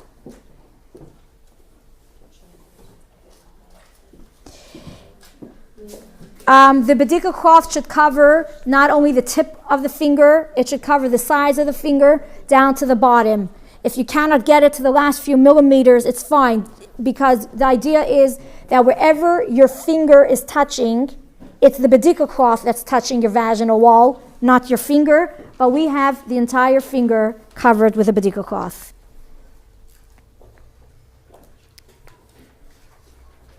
If you don't have white underwear with you because it was an emergency situation and you didn't plan right, or your luggage got lost and you don't have white underwear, as long as your underwear is clean and free of stains, you could continue your count.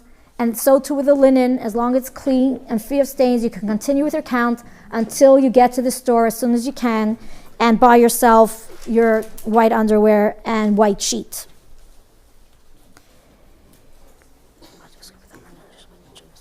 If you're sleeping without underwear, and that's what people used to do in the olden days, before underwear was invented and before tight-fitting underwear was invented, then it's not enough just to have a white sheet. you have to have white pajama pants or white nightgown. You have to have more whites. That's more of a halachic requirement. The leniencies began that we only need the white pair of panties and the white sheet was once we have white tight-fitting panties. Do you need a white sheet when traveling? Yes, you need a white sheet when traveling, when you're sleeping in bed, not when you're sitting on a plane and falling asleep. If you fell asleep on the couch and you did not have a white sheet under you, you could still continue with your count and go to the mikveh on time.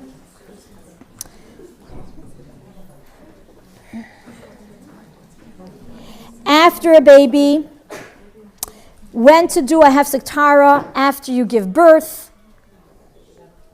Of course, after birth, the lokia can come and the discharge can come and go a bit. It doesn't just it's not like a period that's over and then it's over. It can come and go. If your doctor has any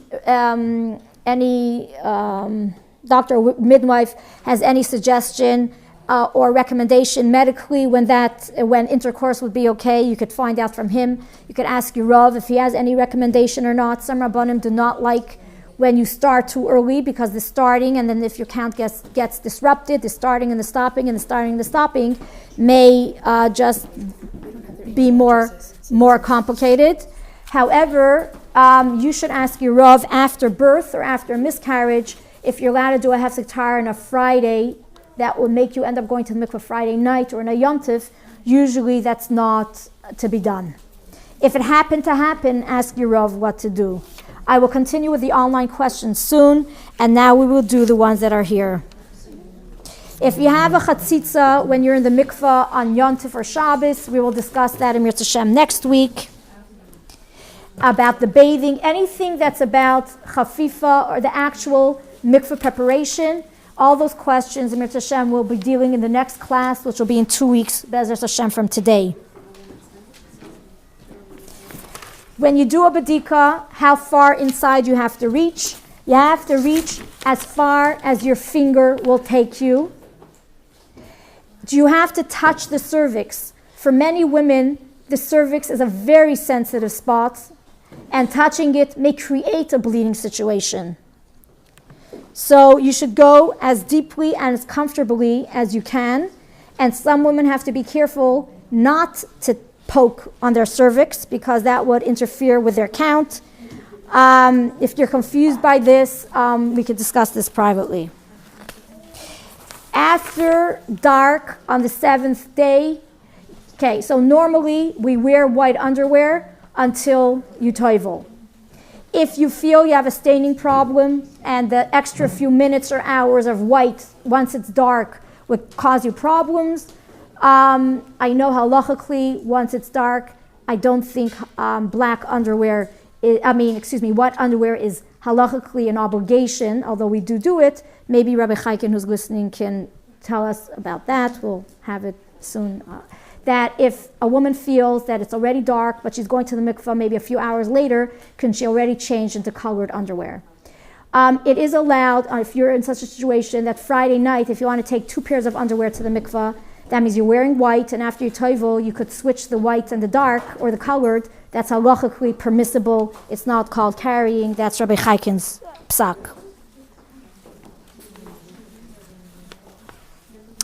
If you're doing a moich dachok, if you wrap the cloth very tightly around your finger, yes, it may be difficult to remove your finger and leave the cloth inside. So if that's your type, if you make the cloth a little damp, sometimes it sticks to the vaginal walls easier. Of course, when you're dry, it's going to be much harder. And then just don't wrap the badika cloth around your finger as in a normal badika, because you're not doing, unless you're actually using it as a situation to do a badika. But if you're just doing it to insert the badika cloth and leave it there, just wrap it gently around and then wiggle your finger out. Going to mikvah on time after birth, we discussed, ask your doctor, ask your Rav, and then you can consult somebody who's had babies who could direct you about what is normal for a woman in the weeks after she gives birth. It's not a one-size-fits-all situation. How early on Friday on Erev Shabbos can one do a chafifa? You do your chafifa as you must be able to do a chafifa calmly and without feeling rushed. And therefore, if in your situation close to lichbenshin, you will not be able to concentrate, you can do a lot of it earlier in the day, but you must take that thorough shower close to lichbenshin and recomb your hair and inspect your body once more. But you can do a lot of the bathing or nail cutting and removal of the makeup much earlier in the day if that's when you could do it calmly and without rush and methodically and paying attention to the details. Rav Chaikin answered your question before. He says, once the Sheva Nekiim are completed, yes, she may. Once the Sheva Nekiim are completed, that means after sundown or after nightfall, Once they're completed as Shkia. once the 7 clean days are completed, you're permitted to change to colored underwear.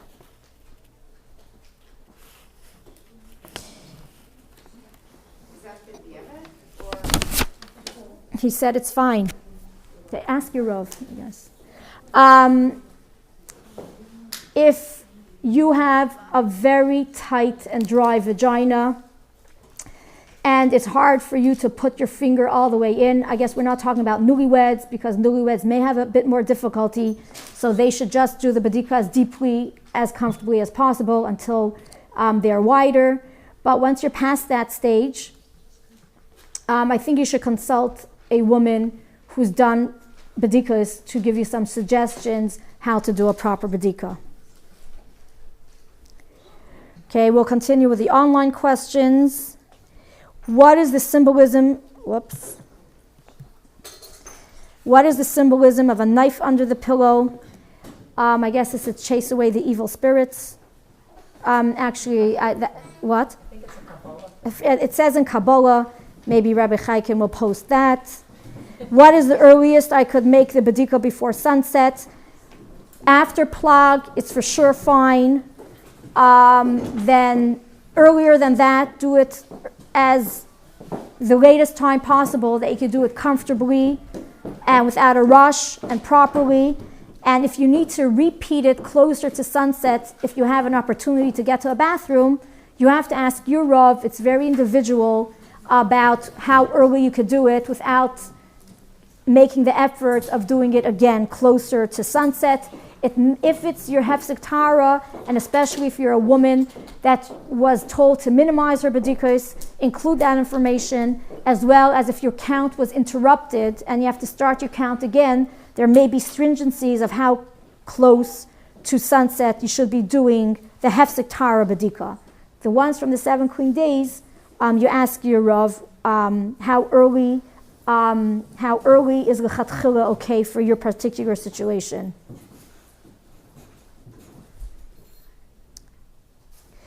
Cutting your nails for mikvah we'll discuss next time. Ideally, we cut it the day of mikvah. The day before mikvah is also fine. Earlier than that, you have to refile your nails again before tefillah. How to present a question of badika to a Rav. We did that in the previous lesson. That will be posted online, hopefully Be'ezras Hashem, and that whole situation is talked about in very great detail. If you have no shower or bath facilities in a mikvah and you take your shower at home, and you cannot do another shower at the mikvah, then in the mikvah water itself, that's where you will wet yourself once more, because you should be wetting yourself before the first tevilah. And we will discuss that, how to wet yourself in Be'ezras Hashem in the next class. How much effort or danger does a woman need to go to use the mikvah on time? Or if you have a busy night, and so on and so forth. This is very individual. I can't stand here in front of an audience and tell every woman how much effort. Of course, we make the maximum effort. Danger, I think we don't go into danger. But you discuss this with your Rav or your personal mashpia, but it's something that we do take seriously, because it's a halachic obligation for a woman to go today if she can and not wait for tomorrow, especially after we had our Torah sources that explained to us the importance of going earlier if we can. Your last bedika is done close to Shkia, which is preferably from Plaga, Mincha, and later. If you're beginning your chafifa earlier, if you want to do that last bedika earlier, again, just like Erev Shabbos, ask your Rav what's a better time for you as an individual to do this bedika, especially women who are dried out and it will be more difficult for them to do a bedika after a shower, after a bath, or you're afraid you're going to forget and you may miss Shkia. Be sure to include that information when you speak to the Rav.